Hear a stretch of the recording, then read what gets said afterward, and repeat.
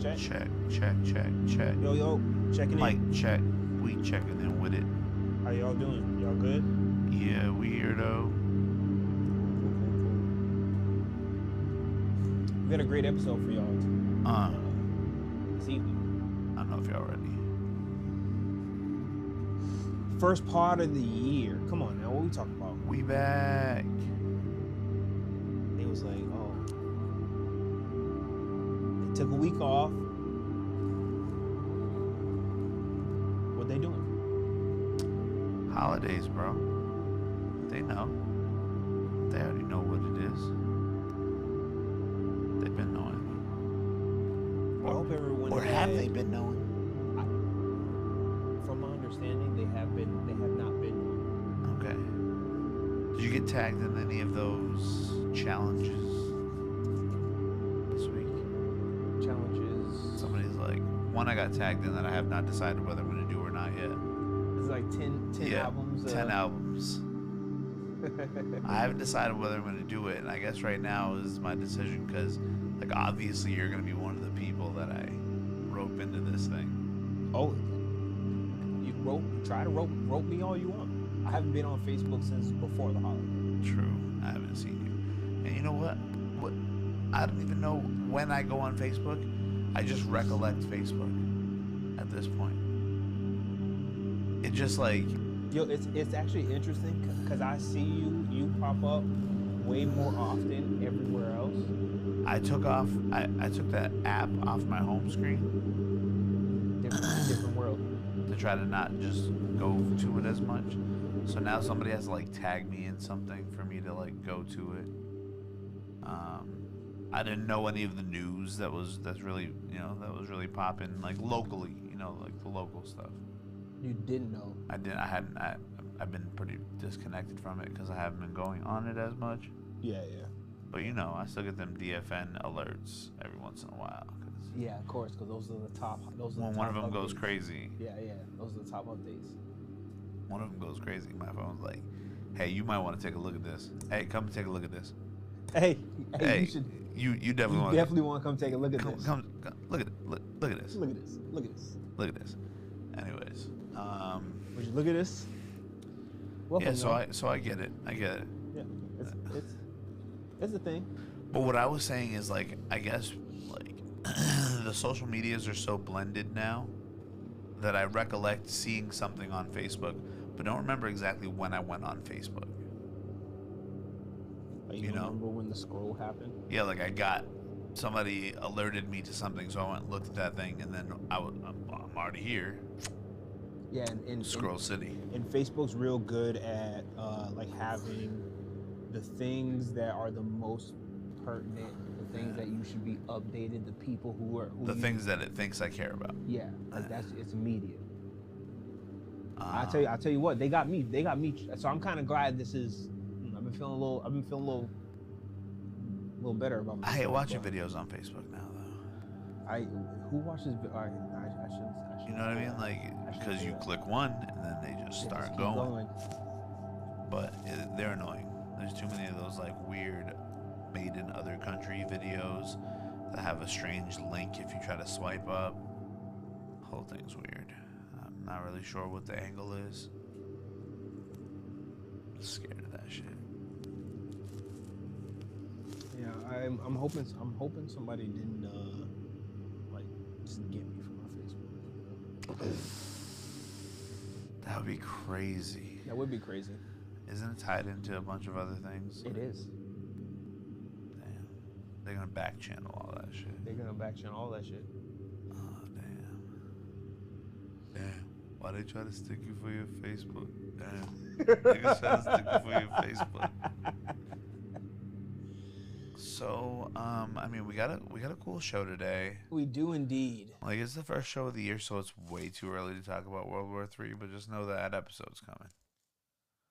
All right, at the wait, hold on. Wait, back. What'd you say?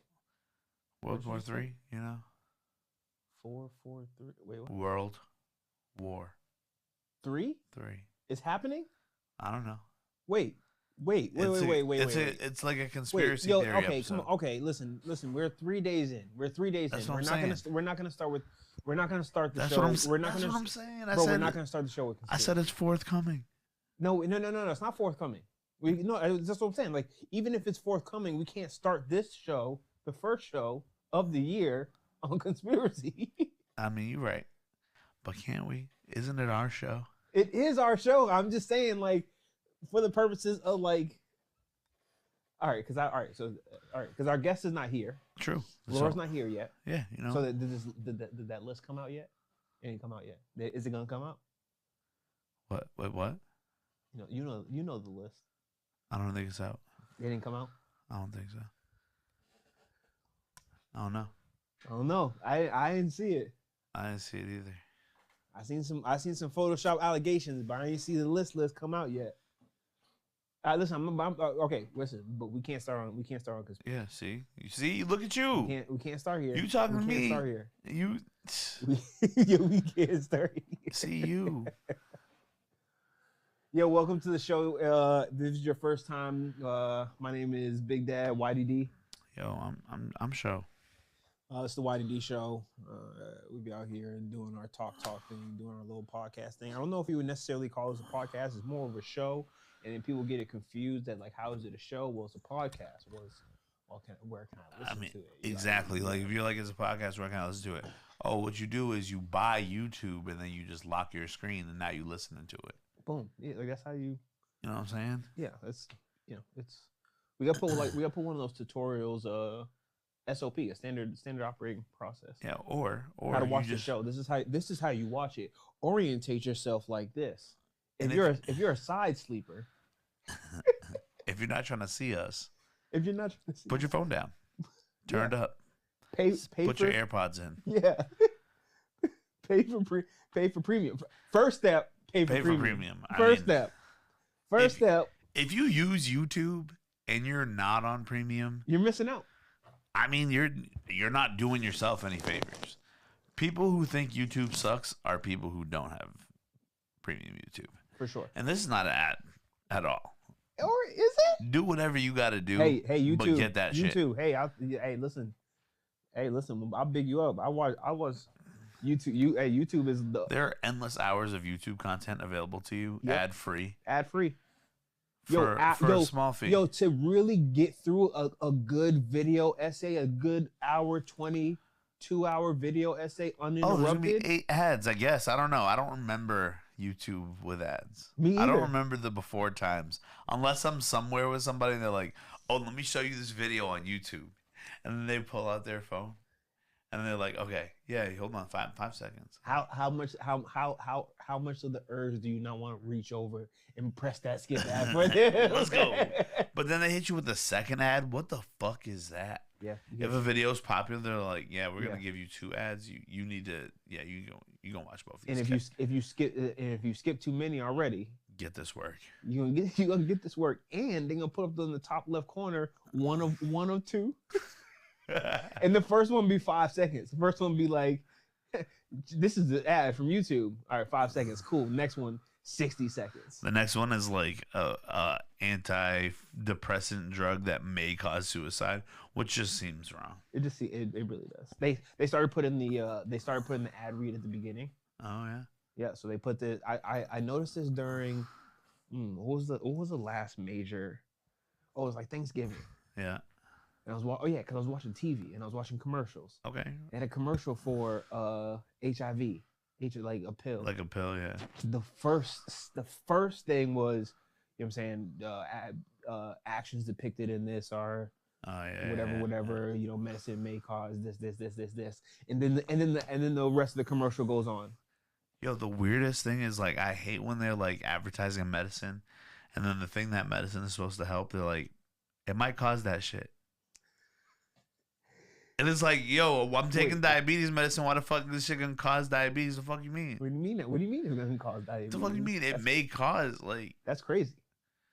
Like what? That's crazy. Listen, I broke my pinky. Why is this medication gonna cause anal bleeding? Like what the fuck? Pause. Honestly, pause. Hey, I think it is. I think these things do happen. Nah, medicine is so weird, man. Like all the pills that they just make up in laboratories, they're so weird. Like this Ozempic thing got me fucked up. What's the Ozempic shit? Oh, is that the thing that everyone's taking? It's an injection that is used for diabetes, for diabetic. But people are using it to lose weight. But people are using it to lose weight. Does it work? Yo, where the fuck Christina Aguilera at? Pull up Christina Aguilera. The new, but you got to look up the new one. You can't find no 2000 and no 2010, 2009 picture. You need the new one. Nah, not her. Oh, right there. There she go. Hold on. Go up to this. Up a little bit. That's her. Who the fuck is this? Who the fuck is this? That's X Tina. No, that's not XX Tina. Who the fuck is that? That's a clone, bro. Not starting on no conspiracy shit. What do you mean? Look at some other shit on her Instagram. Look, who the fuck is that? That's Christina Aguilera. What do you mean? Bro, you act like you've seen Christina Aguilera in the past decade. That is not Christina Aguilera. Okay, hold on. Let me go. How far? Okay, what am I looking for? Look at that in style cover. Hold on, go up a little bit. Boom. Okay. Click it. Who the fuck is that? I mean, now, who the fuck is that? Where did she get a breast reduction? I don't know, bro. She on that Ozempic. The Ozempi's here for the girls, bro. I don't know. Look at that one. Look at that one right there. Boom. The one your mouse was just over. Boom. Who the fuck is that?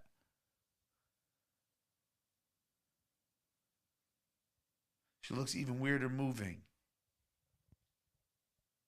She doesn't. That's not X Tina. Yo, it does look AI generated as hell. It looks fake as hell. I know this is like. That's not thanks for making me a fighter. So what are you saying? You saying she went through a drastic weight loss? Yo, I don't know what she went through, bro, but it's crazy. I would argue one of her spots. I may argue yes that, but also it looks like I don't want to say I can't tell. Nah, hold on. Let's find this. Scroll down a little bit more. Keep going. I gotta show you this video. Hold on. I think you might have gone. Go up a little bit. Sorry, y'all. We're. This is serious shit. Yeah, clearly. Nah, keep going down. Oh my goodness. All right, we don't have to keep doing this, but anyway, Christina Aguilera is different. Ozempic, but also Kelly Clarkson. She on that shit too. But anyway, that leads me. I'm going on this whole rabbit hole of like celebrities that doesn't even matter. I'm just saying people are using the drugs that they're making for shit that the drugs are not supposed to be for. It's crazy. They're using it for a side effect. I mean, don't we be using drugs for a side effects? Nah. Like one of the things at the beginning of the commercial that they warn you about. Hey, Ziggy, will you go to the door for me? Oh. One of the things that they warn you about, they're like, hey, it may cause this. Yeah. They're like, yeah, do that shit. Yeah, I want that. That side effect, I want that. But like, what about the main effect of it, where it's like supposed to affect your blood sugar?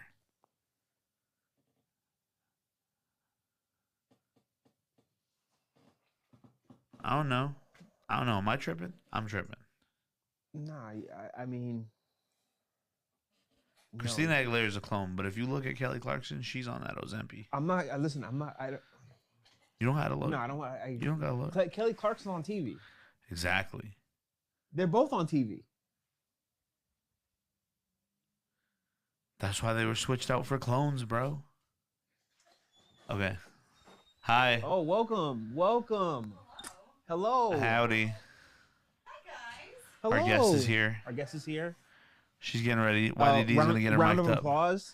Yeah. I don't know what the button is. America's podcast. Just hit one. Podcast. Wow, I love your shirt. I love your shirt. Wow. Beautiful. Wow, that is a great shirt. I killed Grimace. Yeah, I was gonna say, what is that made out of? Oh my god. Bummerishly, I got it at Walmart. Okay. Oh. Kids did make it, but they did their best. It's like pretty soft. It's not bad. What's all this then? So you just click this on here on your shirt like that. Thought it was a vape. Which end of this do I hit? Yeah, I was like, what do you want me to do with this? Like, I mean, hello, but Trying to hit a blinker before the show. Welcome. Have what a do you want me seat. to say? Okay. Boom. This is nice. Hey guys. Ladies and gentlemen, welcome our esteemed guest. Hello. Yeah, you're right here. This I was is gonna say, like, amazing. where am I? This is. Yeah, that's you. Yeah. Okay. What up? Laura DiCaronimo, welcome to the show. Thank you. Pleasure to be here. I've never been in this space before. It's lovely. Never. We'll give you a tour after. Please. Wonderful. Very cute. Hello. Hi. Say hi. Say hi to the audience. Hi, audience. Thank you for being here. They're very excited. Oh, I'm sure. Very excited. All right. Oh, yeah. Thanks for being This is excited. an exciting day. Thank you for coming in. For coming, kicking off. I don't know if this is first guest. I don't want to say interview First guest series. of the year. I said first interview of the year, and I feel like I misspoke because I feel like we're not interviewers. Yeah, we're kicking it. We're chit-chatting. We chit chat. We're having a little chit-chat. Having a little chit chat. Nothing hell wrong with yeah. that. Okay. Weekly structured chit-chats. with friends. Giving us a lot of credit on structure. Look at this. This is a professional setup. Come on now. Thanks. Come on, man. Shout out Showtime. Yo, shout out. Yo. Shout out. Yo, show be out there over there in the woods, like really getting to it. You know what I mean? Cutting trees down. Nice. That's beautiful. Chopping shit down, you know what I mean? I think I see Bigfoot. Yeah, that's. Yo, I don't want to rewind our conversation. We're not going to, but Young Link in the chat, he's with your boy. He knows that I'm right. What are we talking about? I don't know. All right, Christina Aguilera's been replaced with a clone. Oh, I'm over here. Is it the same company that made Avril Lavigne's? I don't know, but they're treating them with Ozempic. Well, yeah. Yeah. You still want to sell them. Wait, no. See? Well, yeah. Well, obviously. Listen, I'm not going to fiddle around about the medication that we're feeding clones. If we have clones, we're probably giving them Ozempic if they're women. I'm just saying. Hit him with the little. I'm not trying to be like that. I tried to say we couldn't start the show. Sorry. Yeah, you know, hey, listen, you know what? This is fine. Hey, I hope everybody had a great holiday or however you celebrate the holidays. It's been really great for me because I've really been like reflecting back on things, and it's crazy because like getting back to the roots of the show. You know what I'm saying? Right back to conspiracies. I like it actually. Yeah. You know what I'm saying? I feel like it was meant to be. I'm glad that we're here, and you know what I'm saying? Always on board. Always on board. I'm glad you guys helped me get there. Over the hump. Over the hump. Welcome we're back to there. 2024. We're going back. It's hump day. We're going back. So why did they get rid of Christina? Never mind. It's I don't know. They I don't just want to know. I don't because she couldn't know. hit those notes anymore. Yeah, she could. What are you saying? She couldn't hit those notes anymore? Listen, Thick Christina was singing, boy. Thank you. And now she's like Ozempic clone Christina. And she's doing like Maxim cover shoots right now. They had to fit her back in the bottle. Listen. How does she look younger now, 21 years deep in the game? It don't make sense. I like pray to God when I'm Christina Aguilera's age that people are speculating that I'm a clone Yo! because I look so fucking good. Can I cuss? Yeah. Yes. Oh, thank God. It got really nerve-wracking for a minute. No, Anyways, you're good. enough clone talk. Enough clone talk. I suppose. For now. For now. There's no saying we can't get back to this. Enough clone talk But until anyway, I walk in the door again. The medicine is fucking y'all up. Talk to him. That's it. Yeah. That's what I'm talking about. Ozempic? The whole thing. No, all the of it. medicines. All of it. They're all weird. No medicines. Nah, some of them you have to take, but they all have weird side effects. They all have their own weird ups and downs with them. And some people take them, some people do it the right way, and a lot of people do not use their medication properly. But also, I feel like some companies are counting on that. The pills are fucking you up. That was Showtime, yo. That's me. That was me. Yeah, I came here actually to speak out against Big Pharma. So this is perfect. Let's go. Fuck Here those we people. Here we fucking go. Strap They're in poisoning our YDD Sho. children.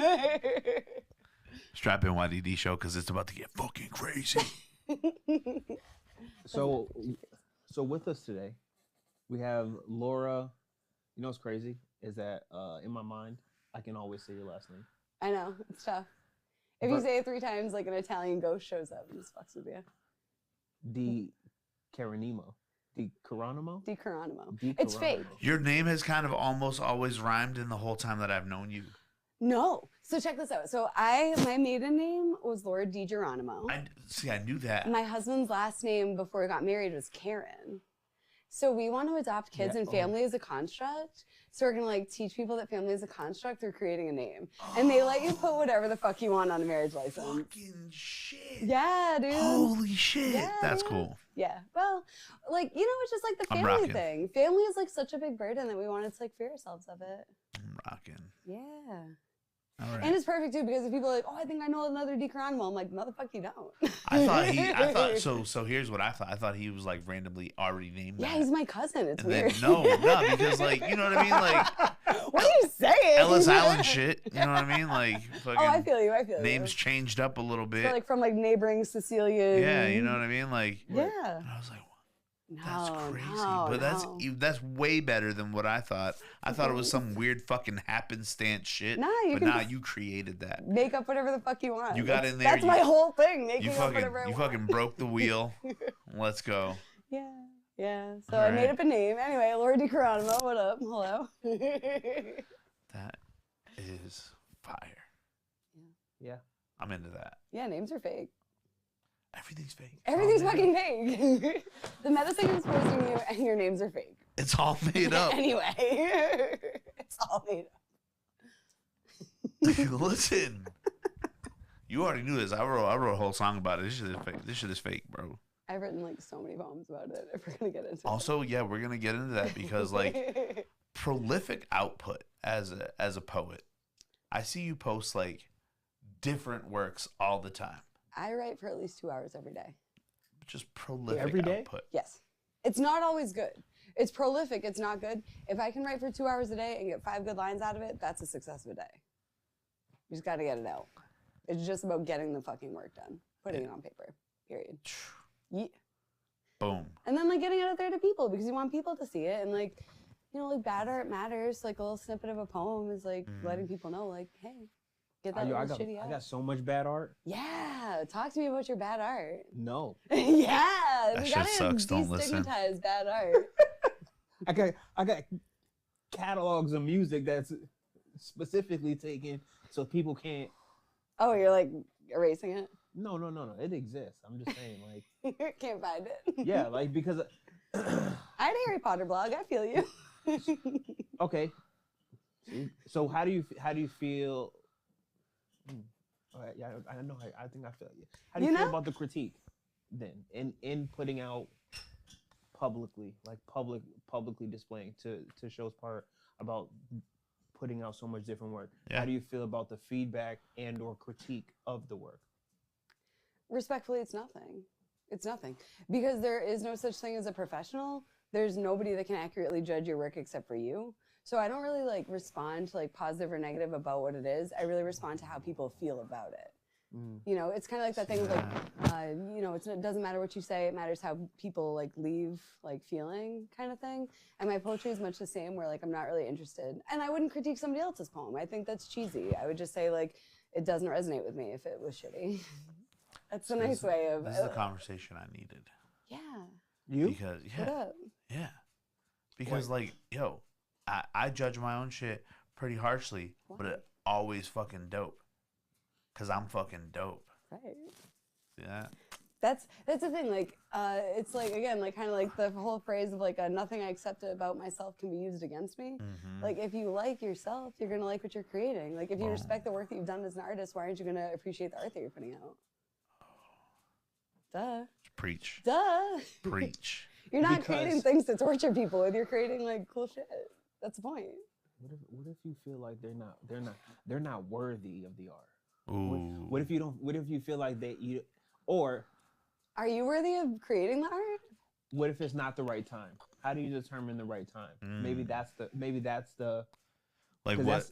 that's a thought that I had. Is like maybe it was the wrong time. Maybe you put it into the world at the wrong time. At the wrong time. Like you created it when you had to, but you put it out at the wrong time. Yes. Yeah. Well, listen, I have seen that from the outside a lot. It's rough. I have a very good friend who has created this beautiful piece of art, and I haven't seen it yet. I haven't seen it all, heard it all.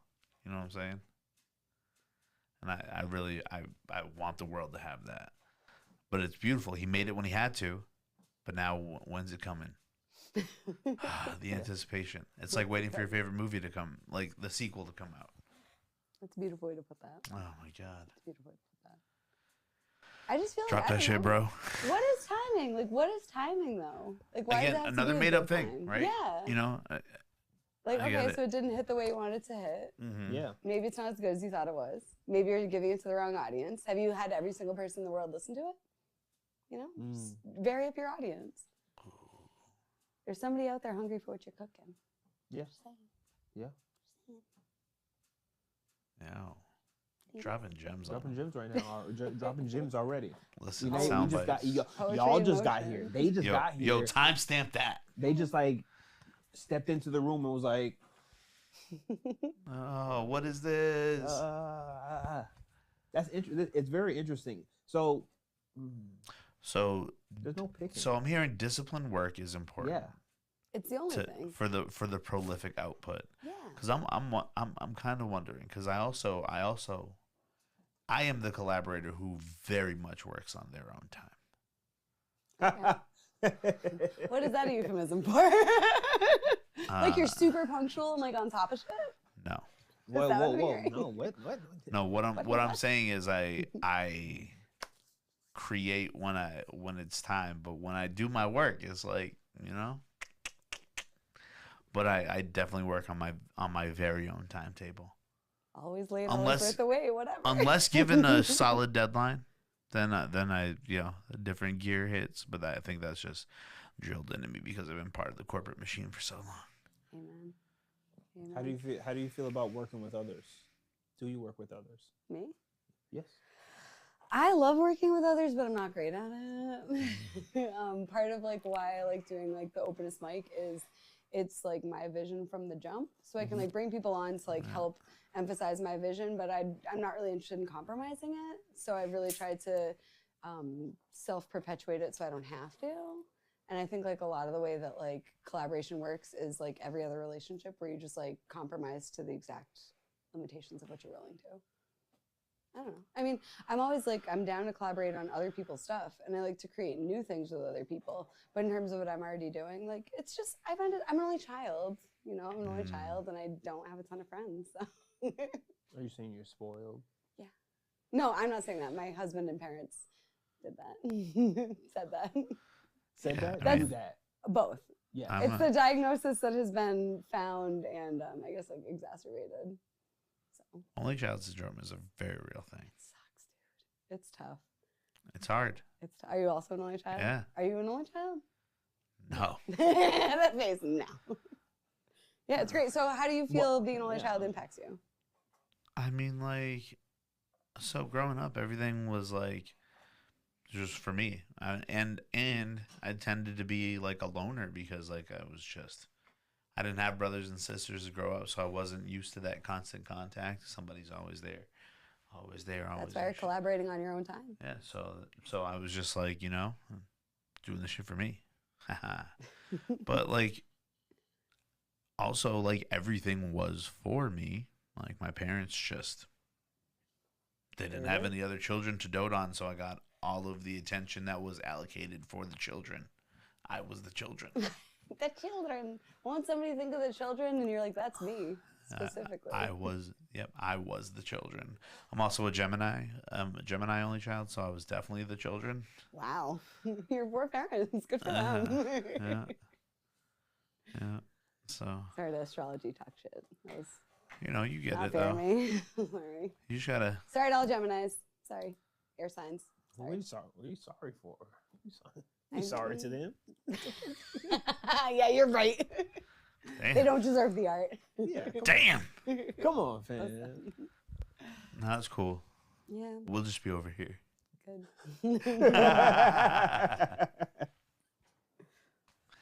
Now I'm the eldest child, so it's cool. It's cool. You know what I'm saying? We have similar. You know what I'm saying? Similar struggles. No, not really. Okay, it's fine. No, I believe it. I feel like oldest kids have it like the hardest. No, whatever. It's cool. Easily. You know what I mean? It's making so much sense that you're an oldest child, though. That's why you're so bossy. Spearheader, like, listen. That's why you speak with such authority. That's the nice way of saying it. Nah, I don't give a fuck. ain't no decorum. Big Dad. You know? No, it tracks. It tracks. Tracks. Hey. Big Dad, gotta be daddy. Yo, gotta step up, big dad in the house. Your father, though. Your father. I'm your father. Go ahead. Jovan is the middle. Yes. Also makes sense. It all tracks. It all makes sense. It all makes sense. Wow. Yeah. Right. Yeah. So talk to me about the Openest mic. You briefly. Wait a second. You can't just slide into it like talk to me about the Openest mic. We breezed over it. We did. Yeah. But the Openest mic is the best open mic in, if not definitely the county. Like, talk to him. Yeah. You know what I mean? Definitely bigger than the city. Talk to him. Like your little open mic could never, because it's not as open. It's not talk the to openest him. shit. Talk to him. Their little bum ass open mic. Whoa. No, I'm just kidding. Fuck, I'm not. No, I'm kidding. Every open mic is great. People get up there, but yours is probably one of the best attended. Yeah. People come and they really show out. So we have to talk about that. Thank you. Like you said, it was your brainchild. You made it happen. It's my baby. Like what was the my reason? baby. What was the drive that made you like, I need to do this? If you guys remember Strong Style Coffee, there was this guy there that was running an open mic. It was really cool. It was a really good vibe. Oh, I know that guy. Luke. Coffee house. I mean, I'm sure he was good. Yo, shout out to the Condon brothers. Yeah, no, they definitely did run a dope open mic, but like the poetry open mic was dope too. It was dope. Yeah. I got all. Those are all your lists? Can I look at? Well, I'll do this another time. My name is definitely on there though. Oh yeah. That's so exciting! I actually kind of stole your idea. I have all my lists now. I'm gonna keep them, and I want to have them framed, and I want to have them going up my stairs. So when you sign up for the open mic, I'm gonna put them in the hallway. I love that. I love that. Are you gonna frame them? I don't know yet. There's a lot. There's a lot there. Just tack them up. It looks. And there's so many cool drawings. Like. Okay. I love it. Continue. Best open mic out. Oh, best open mic out. This is okay. So like, not to like. This is like a crass phrase that I say a lot, and I'm so sorry to say it, but this is how I speak. Not to suck my own dick, but the reason my No. Say that shit. It's a little. The reason my open mics are good is because shit like that. Because I'm not gonna sit here and be like, they're my open mics and they're my babies and they're my brainchild. I would much rather talk about these lists that I'm seeing right now. Like, I'm really interested in music. I'm really interested in musicians. I'm really interested in poetry. I'm really interested in poets. Like, I'm really interested in the artistic process of other people, much more so than I am myself. So the reason people come to my open mics and the reason they like to be at my open mics is because like my eyes are spotlights that are on every single person in that room, and people like to be in the spotlight and they deserve it. And I really try to be, as much as I have like a bigger personality, I want to be like a really neutral place where people can like be the focal point. Like I want to be like a really good ring that like little diamonds can sit on. Like it's not about me, it's about the performers, like it's about the community. So like as much as like I will be like, you know, I have really strict standards on how I want it to run, I don't care how it goes once I'm running it. Like it doesn't matter to me if it's like a shit show or not, because it's just about getting the people in the room. Like there's no way it can fail because we're already there together. That's at least that's what I think, at least. I mean, that's the vibe when you go there. Good. Like the last time I what went, is it like? I've never been to one. I don't get to just go to one. What's it like? We didn't even put our name on the list. We were just there to be like a fan. Like hey. We didn't put our names on the list because it was too full. It was what? Because it was fucking full. Yo, at 6:15. Because it was fucking full. The show started at 6 o'clock. Yeah. That was a good one. We had like 30 signups, and we had a couple of people texting, and we're unfortunately not able to be put on too. So yeah, we got a lot of talented, punctual people. The Openest mic. Not to, also too, we got to factor in, so right, I'm a huge advocate for like meeting people where they are. So like it means that like the Openest mic is made up of like people that reflect like my friend groups and like the people with whom I spend my time, which means that there are people there that are moms that are bringing their like 10-year-olds to be on the mic, so they're going to be there punctually. And it means that like city councilors are going to be there with their like 91-year-old friends. 91-year-olds are going to be punctual. So like it's a group that wants to get it going at not 6:01 kind of. Heard. Yeah, it's cool though. Yeah, it's a huge range of people. It's fun. I'm glad you guys had fun. I hope you guys had fun. Who do you remember? What acts stuck out to you? Oh, the Bone Crushing Dogs are like, I've loved to see them grow from where they were to where they are. Hell yeah. It's been very cool. Hell yeah. Shout out Salem. Yeah, Bone Crushing Dogs, killing it. Elijah. Stray. Yeah. Stray? Oh yeah. Stray and Eli. They just killed it at an open mic at Fitchburg recently too. Absolutely. I saw some photos of that. Maybe you did. Maybe it did. We do our show on Wednesday. Yep. Oh, is that what we're doing? Yeah. No, I'm saying and we drove by and we saw it and we were like, we should go there. It's popping in there, but yeah. Had to bring it to the people instead. Yeah. The pain of an entertainer.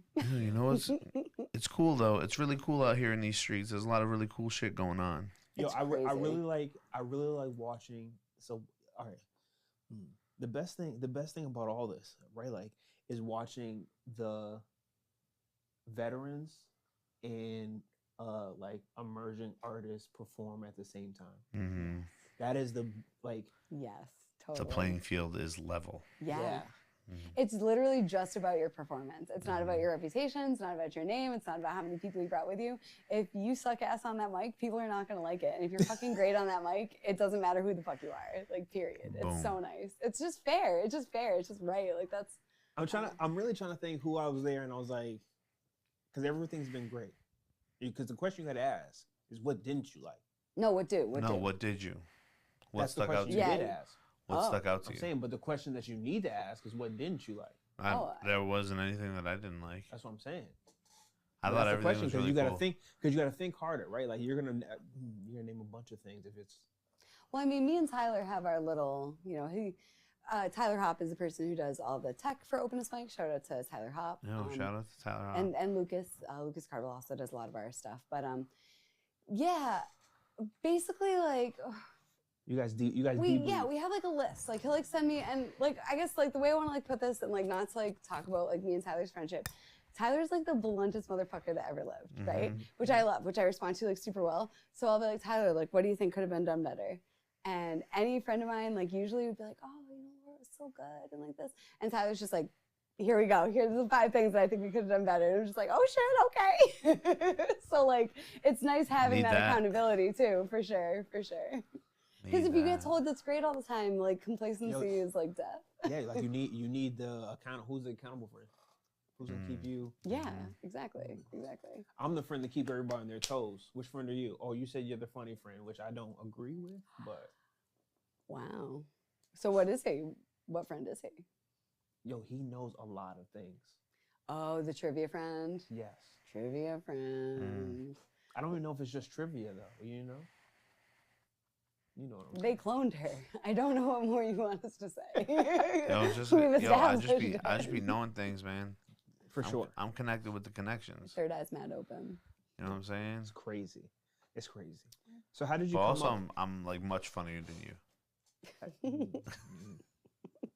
I hate that I just laughed at that because I feel like I'm like, proof. No.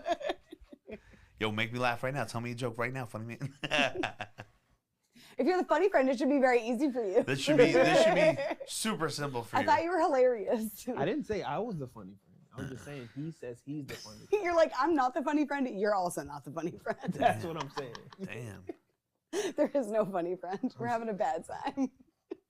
I'm just, but also part of this is because I know there could be like, you know what I'm saying, If there's a hierarchy of funny, I'm fucking up there. No, I'm the worst. Funny prince, maybe not the funny king. My methods of trying to get people to do stuff is bad. You know what I'm saying? All right. But really, right, man's been trying to do a set. He's been trying to do a comedy set he's been talking about it for some time now. Yeah. Give him the eyes. If only there was like some sort of fucking open mic that you could come try out a set on, and it would just be about your performance. Like, what are we doing right now? Listen, what are we doing right now? I got this whole bit that I've been working on about how I fucking hate orcas. And I just don't know how it's going to land. Are you a rich man's boat? Like, what's the problem here? Talk to me. No, I'm just a person who just fucking understands the evil of orca. Like, those motherfuckers out here, they just planning shit. Like, nah, a gray whale, the biggest motherfucker out there, right? Just 30 of them niggas squat up, and one of them is calling out plays like a goddamn head coach. And they all just, like, slap. Circle round. You know what I'm saying? Like, the fuck? Yeah. Like, I posted a video on my story of orcas attacking a boat, and everybody's replying like, that's so cool, so majestic, so beautiful. No, they were attacking that motherfucking boat. It was not cool. How is it majestic to see people drown? No. Nobody, they don't hit the boat. They're just jumping out of the water. Like, they're coming now. If that's the worst they're going to do, if they're just going to jump near me, I'm like, okay. Nah, but they ram into the side of your boat and then just keep ramming until it capsizes. And they don't want to eat you. They don't eat people. They just drown them. Mm-hmm. Just for like the joy of it. They're just like, because they're big dolphins. Fucking dolphins are word people. Did you know that?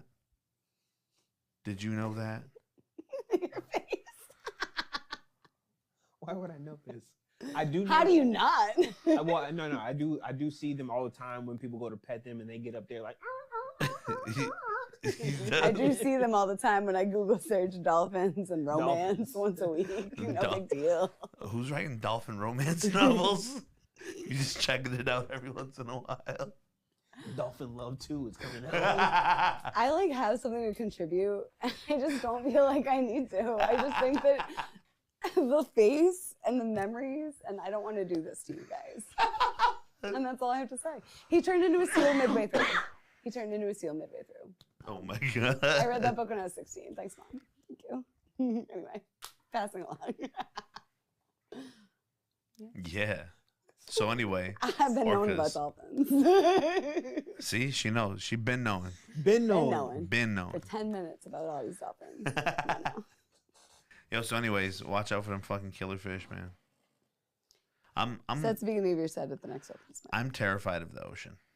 Yeah. I don't know if you know that about me. You can't live in it. That's like a real thing. I'm fucking. It Never doesn't mind make. Drowning. If you get in there enough, you explode. And everybody's like, nah, it's true. You literally do with the pressure. The pressure makes you fucking turn inside. There's a whole submersible that just happened. The niggas got turned into fucking shreds. Yo, man. I'm laughing at the phrasing of if you get in there enough. What better way to? Because in my mind, listen, you guys don't know how my mind works. You surface level, just no land around. You're doing great, and I'm just like, I'm thinking like you're at the pool, like, you know what I'm saying, like, oh yeah, dip your toe in. But if you get in enough, like, you're gonna get wet, like, you know, if you get in. Yeah, no. If you get in enough of the ocean, you're definitely gonna get wet. But like Laura was saying, if you get into enough of it. Did you guys know that anglerfish are like 20 feet long? Huh? Anglerfish? You feel me like the ones with little hats? Yeah. What the fuck? They're ginormous. Yeah, they're like 20 feet tall. And they're so deep, and it's dark down there, and You've already exploded by the time they're killing ugly. you, but they would kill you. Yeah, for sure. They're so ugly. Sure. Yeah, you can't trust the ocean. No, I don't fuck with anywhere I can't breathe. Ocean and space. I'm like, okay, I can't go for a pleasant walk there. I'm gooch. Thank you. Listen. If I ain't strolling, I ain't going. The end. The end. It's that simple. I used to say that different when I was a kid. Talk to me. How would you say it? I used to say if it ain't snowing, I ain't going, but I think that means something different. Did you like to go sledding? That's so fun. Did give me some nutty. Yo, what is going on today? What is going on? It is only 3 days into 2024. You're disappointing Yo Daddy, though. How did we even get here already? He's somebody's dad, but it was snowing where I was going. For sure. You know what I'm saying? Jeez. Anyways, yeah, I don't fuck with the ocean because of all the reasons that you just said. Did you ever see the movie Life of Pi? Another reason I don't fuck with the ocean. Tigers. Exactly. Exactly. Nah, Richard Parker. It's the Richard Parkers of the world that I'm worried about. Pirates and other maroons. But really, that was just an allegory for loneliness. So the thing you're most scared of is being alone. That's yeah. beautiful. And they say that drowning is a peaceful death. Nah, if you Not ever, the way I'm doing you ever it. got a little water in your nose? If you lean the wrong way in the shower, you feel like you're waterboarding yourself. I'm not trying to get that all over me. Coward. Listen. Do you want your sinuses clear or not? Hey, the neti pot also is one of the weirdest feelings that I haven't done it. I'm not about that. yeah, I'd rather waterboard myself in the shower, apparently. You know what happens when you take that weird lean and you're like, oh shit. Yes. You gotta grab the towel real quick and dry your face off. Oh my God! How do we get away from the Openest mic to why do the conversations always devolve when I'm involved? I was trying to segue it back when we were talking about the ocean. Okay. All right. I forgot what I was thinking I'll about. do it Segue on the king, tape. everybody. It'll be called the Oceanist mic. Oh, all orcas. Oh, I got it. I got it. Not the Yo, Oceanist mic.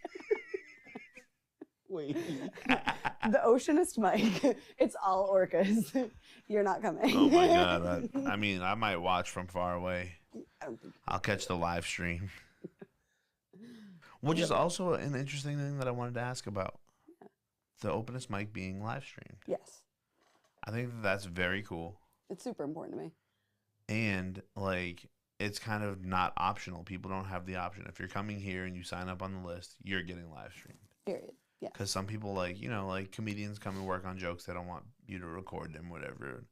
But it's just like, this is your shit. Period. Another example of this is my shit. It's like that mix of like, we really want people to be like accountable for their shit. Yeah. So like the whole, like we give a little talk at the beginning that's basically like, hey, like if you're going to say something like ratchet on this mic, that's fine.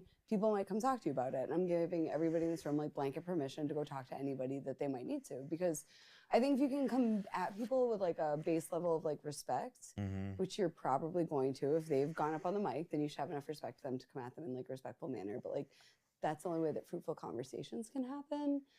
So like, if we can keep people accountable, but also keep their egos out of it and have it be a thing where like, we are all going to be on this live stream. Like we're all, again, like the newest amateur and the, oldest performer have like the same level. Yeah. It's just about keeping everybody like at the same level and like their egos out. Because I just find that boring. Again, I've been going to open mics. I'm fucking 35 years old. I'm going to open mics for like 20 years, literally. There was a place in Fitchburg that was all ages. And like, there's nothing worse than watching somebody like fiddle with their own fucking sound check for 10 minutes. Like nobody's here for that. Nobody wants that. So yeah, by having it be a live stream where it's like, okay, the second you're on stage, right, you're already kind of like there on. It is. And it keeps the bullshit down a little. That's the goal. That's the goal.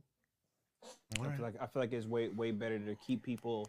That's how you get the best product. Yeah. Totally. So speaking of that, do you think also is there like a level of comfortability, because to an earlier point you were talking about like interacting with people, meeting people where they are. Do you feel like the Openest mic is now traveling with you, whether or not you're doing the Openest mic, but the idea and the energy, the effort, the spirit of it is traveling with you? I say that mainly with tomorrow. Let's talk about tomorrow. Yeah. So tomorrow at Ralph's Rock Diner in Worcester, doors open at 8. There's going to be a little series of bands. It's the Plebroom Theater Group. It's Valerie Newman, who's going to have a couple other like local musicians backing her up. And it's another gentleman, honestly, whose name I forget because I have not yet personally met him and things are not real to me until I meet them. So I deeply, deeply apologize to that man. But yeah, I met Kevin, who works at Smokestack Roasters and does the Pleb Room Theater Group. And he was basically like, hey, like, we want to get you involved doing poetry at Ralph's and kind of like emceeing and like letting people know what's going on. I would love it if people associated me with the Openest mic. I would love it if I could like get rooms of people together and collaborating. A huge push for me is getting poetry out there. So unfortunately, when you invite me to places, poems are going to come too. But yeah, I mean, I would love for that to, my whole thing too is that I want the Openest mic to be a third space. You know, like a third space is like a space that you can go to without having to spend money and you're building community. So I want, as much as it's the third space, I want the Openest mic to be like a third space emotionally, basically. So if that could extend to like me personally too, that'd be sick as fuck. But basically I want it to be something where I'm not selling you a product and I'm not trying to take up like, again, this trying to be the setting for the diamonds kind of vibe. But yeah, so like I said, tomorrow, Ralph's, 8 o'clock. It's gonna be crazy. 7. Doors actually open. Doors at 7. Doors at 7? I think he actually changed it to 8. Oh, damn. I hate to be that person, yeah, but sorry. Again, as only the MC and not the organizer, I'm rather sure that it's at 8 now. The doors are at 8. But I will check with Kevin for that as well. Ooh. Gotta update that flyer. Gotta update that thing. Well, I felt bad because they had added me in after they had done the flyers. They've already like updated the flyer once. I just feel like that's the thing. That's the thing that people, and like not to be this guy, but I'm gonna hop up on the soapbox real quick, that people like do not understand about organizing events. Talk to him. Oh, talk to him. I would love to. So much of it has nothing to do with like the night of. Like so much of it is about getting the fucking flyer right, getting the time right, getting the lineup right, getting just like the timing is so much more of it than like getting the people. It's wild. It's, you really don't think about how much of it has to be like to the minute planned out. It's a nightmare. It's the worst. It's the absolute worst. I've had Openest mics go 2 hours over, and I've had them go an hour and a half under. Because it's just the time. Depends on the time, yeah. Yeah, it's brutal. Absolutely brutal. Yeah, 2 hours over is crazy. That's like a... Yeah. That's the equivalent of the Rolling Stones playing for like 5 hours, y'all. That's like 2 Grateful Dead songs. It was nuts.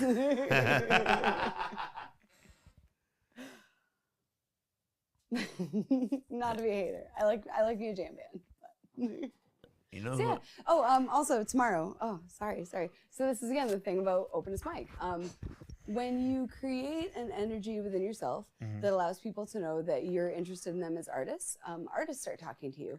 So fortunately tomorrow also at Ralph's, when I'm doing poetry, there's going to be an accompaniment of a saxophone from a person named Math Dad, who performs frequently out in Worcester. Familiar. I bet. They've performed at like mass poetry events. They've performed at a lot of the same, we're in the same circles at this point. They performed at Start.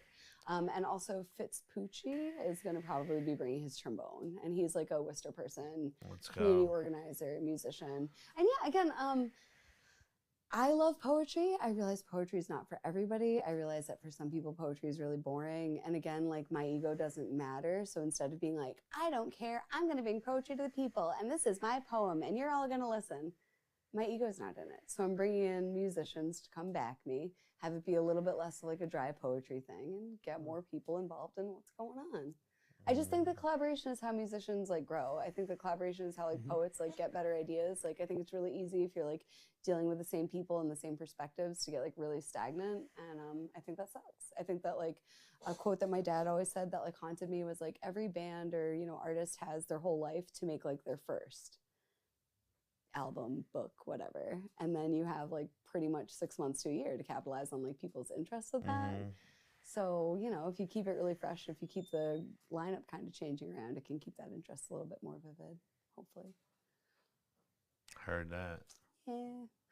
Well, right. Yeah. Collaboration. Yeah. Right? It's everything. It keeps things fresh. You can get you know, what one person might do with you is totally different than what they would do with another person. Not better, not worse. You say that. You say that twice. 100 times. 400 1,000 times.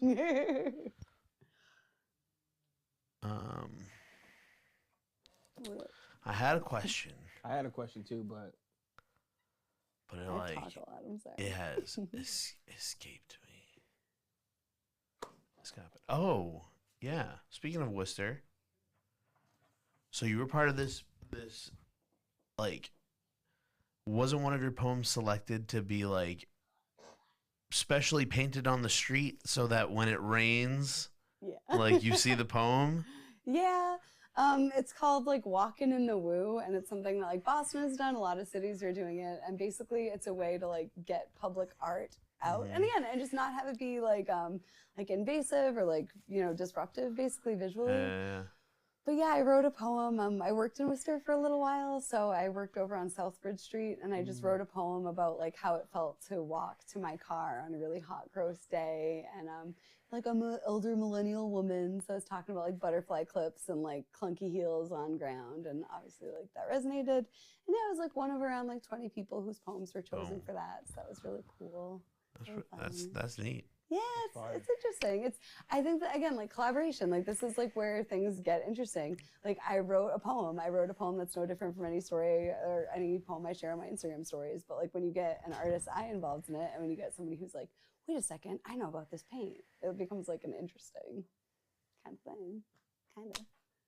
It's pretty cool. I thought it was super cool. I think it's a really fun idea for Fitchburg in April for National Poetry Month. Doesn't everybody else think that too? I think that sounds super cool. I know somebody we can talk to about that. Oh my God, do you? I know a guy. I only want to talk to him if he's like the funniest in a friend group, though. So if he's not, I'm just not. Really. Man, so this train is staying in the station then. For sure. For sure. You know what I'm saying? For sure. What do you want me to do? What do you want me to do? Laura also shared with me some interesting news, which I don't know anything about. Okay. But it sounds like work is involved. It sounds like big things are happening. Oh, it also sounds really cool. It sounds like money could be involved. I don't know. I always feel real good. Like I'm not like, oh yeah, like how much money is everybody making? You know what I'm saying? Like I'm not that type of person. But when people are like, you know what I'm saying, like get into it, I'm like, okay, all right, what do we do? You know what I'm saying? Like let's go. You always feel good when people around you are making money. I'm making money. That's actually the sound that my bank account makes when my paycheck hits it. It's like, let's go, and then I like pay my rent. Okay. Because then it's like your child getting a job. Right, it's like one less thing they're gonna ask you for. You see, you. I know what that's like. My child does have a job. I haven't seen my child in 6 years. Since the job, it feels like 6 years. Cause he just works. He just works. And works, and it's like he's like, I'm always working. Every time I was talking, like I work all the time. And I was like, this is what life is like. Yeah, this is what life is when you grow up. That's just work all the time. But it's actually play all the time. Actually, you know what? Controversial opinion. If you like what you do, you never work a day in your life, they say. That's cap. Is it? Yes. I don't know what cat means. Cap. I don't know. It's like a large hat. He drops the hat. Like a large hat. A large hat. Thank you. That's large hat. That's large hat. Sorry, large hat. No large hat, guys. That's how I feel. Definitely Big cap. That large hat. So, but with that, knowing that things like this do come with work, can you talk to us about the Dan Lewis Fellowship? I would love to. Worcester County Poetry Association is a group of really super supportive, super kind, super talented, really like surprisingly like quirky and fun poets. In Worcester, it's a nonprofit. And basically they had put out a thing. There was a gentleman, Dan Lewis, who was an educator in the Worcester area who had passed, and they were setting up a grant basically for poets to apply who wouldn't be able to pursue their poetic interests without more financing, basically.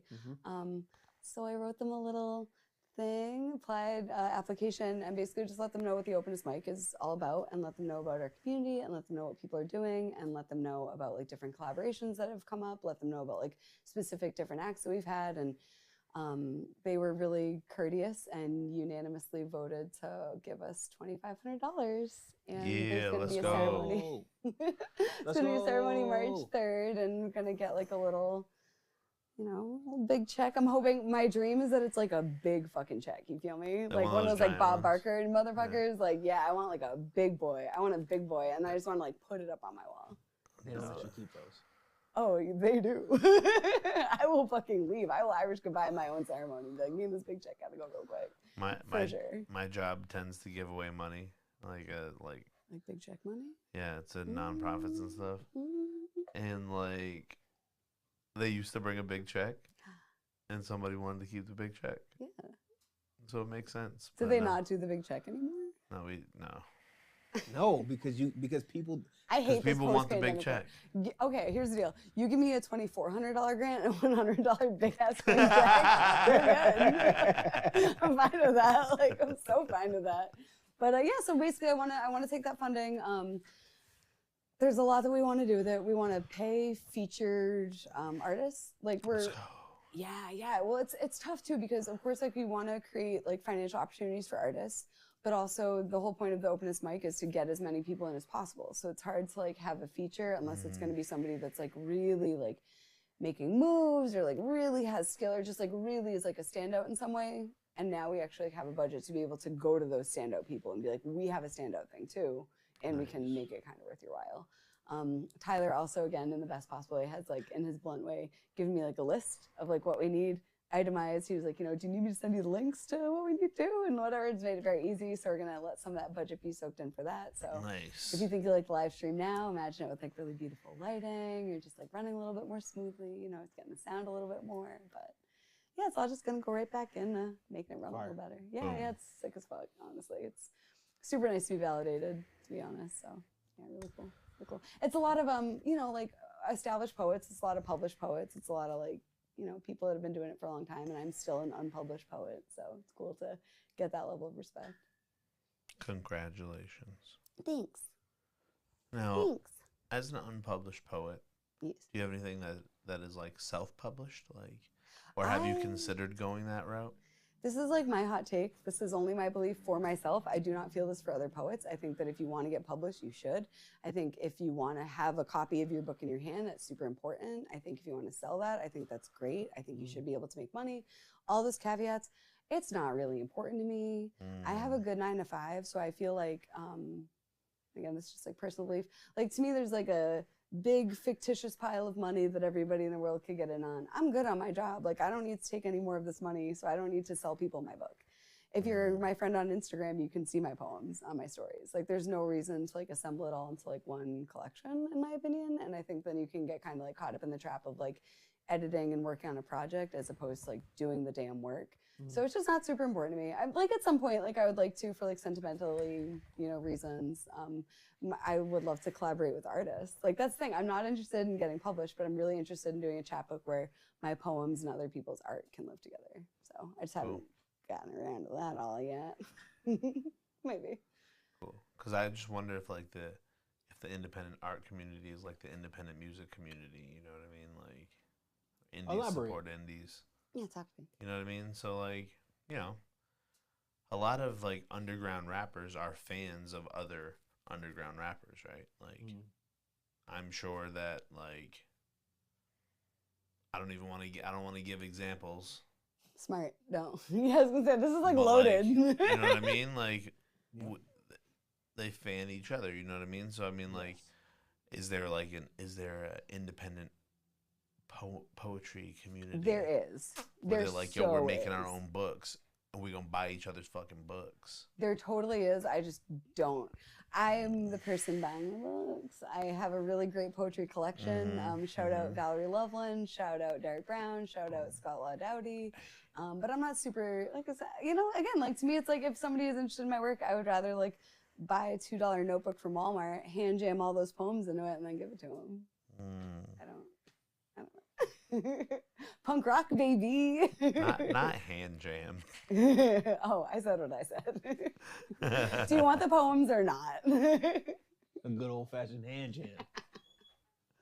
Yo. Listen, I just feel like when you take hippies' words and dissect them, you can just see a lot of things you don't want to. I like it.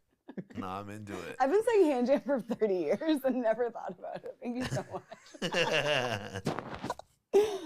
Bye, guys.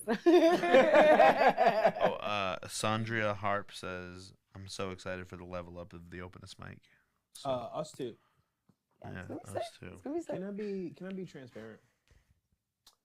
No. I want you to lie to me and talk in circles until you get to your point. No, you can only be opaque. You know what? I'm good at both of those things. Go. No, go. Yeah, what's up? Yo, in reflecting. You're like, I don't like you, bitch. Get off my face. No, I'm trying to share my love for you here. Okay. How does one know what burnout feels like? I'll tell you how. And it's obviously one of my personal, listen, hold on, I'm getting there. No, I'm in it. One of my, I'm burnt out. Well, yes. This is the, you know what I'm saying? Realization. Been coming to. But also like in that is like being able to find the joy that other people are succeeding and or like feeling like for me, like a lot of things I do is because like trying to fill the void and or give people the platform because they feel like they can't do it themselves, for whatever reason. For sure. So when other people come in, like literally and like just, you know what I'm saying? Like, oh, okay, I'm gonna do that. You know what I'm saying? I'm gonna do this, and I'm gonna do it better. Yes, and yeah, like it's a really heartwarming thing. You know what I'm saying? It's a very understated thing. You know what I'm saying? Because I very much appreciate the less things that I have to do, and I know this may sound like a selfish statement, but it's an honest statement. Like it is great to go on social media and watch like, oh, people are doing it. Oh, you seeing this. Me and Sho talk about all the time where we watch other people being fans of other people and watching people get their shit off. And it's like, fuck yeah. There's no better feeling for me than after the Openest mic when I'm seeing so-and-so are friends now. Yeah. But my friends, like, I'll be like looking at my friends' Instagram stories and they're like using Read to Remember fucking songs in their stories. And it's just like, yes. Like, yes. Like, that is like what it is about. That's what community does. Like, it sustains you. Like, that's the purpose. Like, life is so hard and so heavy, but if you have like all your friends like next to you, like holding a part of it with you, like, I'm not saying that you can't get burned out and I'm not saying that it's not going to happen, but also like kind of how dare you? You have a whole team behind you. Like, you got to be there for one another. See, then you didn't catch the earlier part of the conversation where Sho was like, you know what I'm saying, I work on my own time. Right. What do you mean? We have forever, babe. Do we have forever? Yes. Because you won't know when your forever is done. So for you, that's what I'm saying. You have until forever. But that's okay. But I look at it on the other side. You're not gonna care about it if you die. And that is the fear. Why? Why? Because then it needs to get done today. Why? Because I may die tomorrow. What do you mean why? But then somebody else will do it. That's why they won't. They're not gonna care. That's what I'm saying. You won't. You won't care. People will care more when you're dead. Won't care. Yeah, you can't. All right, so we're not gonna get in that conversation about how I want to feel after. You don't know how y'all don't know how I'm gonna feel after the Openest seance. No, I was actually saying, can I just like real quick? I told a bunch of my friends that if something horrible were to happen to me, I want to have my worst enemy host the next Openest mic. So it'll be a horrible, sad failure. Nice. Yeah.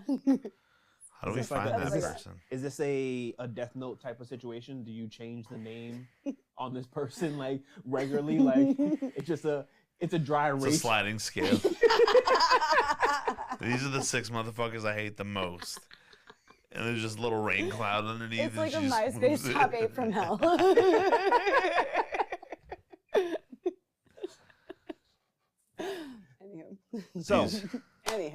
Anywho. The ever-living specter of death. Anyway.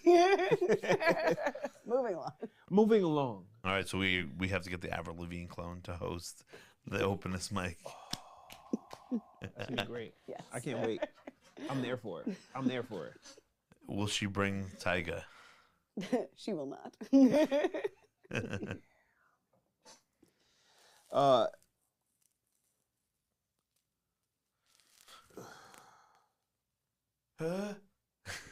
Okay. So, if you guys are just now tuning in, where you been at? Hello. Where you been at? This is Lord DiCaronimo. DiCaronimo. Boom. Totally real name. Totally. 100%. 100% real. 100%. We've been Not here, an alias at all. Not even slightly. We've been here talking about the Openest mic, talking about sharing, collaborating, creating space, third spaces with other creatives, and what's next for the Openest mic. But now we're at a portion of the show, for the audience is familiar with this portion of the show, where we ask questions to get to know you more. Oh God. Okay. What up? Yeah, like, but there's like personal questions, but also like some. I didn't name it the Openest because I'm like a mad shy person. Yeah, no, I just okay. I just want what's to. up? All right. What's up? First question. Who are your real life heroes? That I know in real life? Real life? Carolyn Sellers, number one, hands down. Carolyn Sellers changed my life. I was in resident leadership program at Fitchburg State. Carolyn and I got put together for a project. She is the only person I know personally who has done things to change the lives of every single person I know. She was part of the Nashville River cleanup in like the back in the daytime when they got the Nashville River running a little bit more smoothly. So like her whole perspective is about like love. Like she's basically like, oh, there's nothing in life that can't be done like without the motivation of like love behind it. And she was very much like somebody that like among the first times like she and I were talking, she was basically like, oh yeah, like I love everybody. And I was like, yeah, no, me too, totally, like I'm hippie or whatever. And she was like, no, like I love every single person. Like I just think that like we're based in love. And I was like, oh fuck. And like once I realized like you could feel that way and just choose to like operate in life that way, I just started operating in life that way. And then like every single door just like opened. Like that's like the Openest mic like came from that like seed of love that she was just like, you can just do that. And then I feel like you can just go to musicians and be like, I love your shit. Like, I love what you're doing. And they hear it and they feel it. So she's like, bar none, like Carolyn Sellers, like hands down. Yes. Shout out Carolyn. Shout out Carolyn. Friend of the show. Friend of the show. I mean, friend of the show, friend but of, like friend of the people. Friend of the people, fucking sure. society. Friend of the environment. Carolyn just did, and I will not be able to like do justice to her advocacy work, but Carolyn was just part of a thing too that preserved like 1,300 acres of land between like Sunset Lake and somewhere else to not build like a solar farm. Like when we want to talk about doing the work, like nobody is out here doing the work. Carolyn Sellers, Monique Reverie, I would say also in terms of like local people, when we're talking like heroes, like people into whose eyes I've looked and seen like the goodness in them and like the like purity of spirit and like again the dedication to what they're doing. Monique, hands down, does the flyers for the Openest mic. Thank you. Hard worker. Hard worker, good soul, is there when they say they'll be there. Always goes the extra mile. Gives so much of their time. So much of their time. For sure. So much of their time, so much of their energy. And yeah, for heroes I don't know, I'm still in active mourning of the death of Earl Simmons, DMX. Whatever. I'm still sad about it. Dang. Had to leave work that day. Deadass. And he died like April a couple years ago. I was like, I can't. I went on lunch break and I was like, I can't do this anymore. I gotta go. Yep. Those are my heroes. Am I allowed to ask you guys the same question? Can I be like, No. back at you? You're not allowed to. That's chill. That's why I asked. Sorry. No, that's why it was a question. I don't think you are sorry. I'm not. I know. We don't need to do this between us, Derek. You can just not be sorry. All right. My daddy, though. Damn. Yeah, 2024, I gotta stop saying I'm sorry. Yeah, or The no, save it unapologetic for when you're father. actually sorry. I don't be sorry. I'm just kidding. That's on you. Hey, joking. Okay. What characteristics are you most known for? Poems don't count. Smoking weed. Yeah. Probably. I don't know. Being loud. That's probably about it. I like to think that poems supersede that, but if for some reason that can't be part of it. Yeah. It's not the glasses. Glasses are a big thing. Yeah, glasses. I've been an optician for like 17 years. I have like 80 pairs of glasses. I was going to say, I feel like I've seen you in at least 50 pairs of glasses. Yeah, it's bad. I have glasses tattooed on my calves too.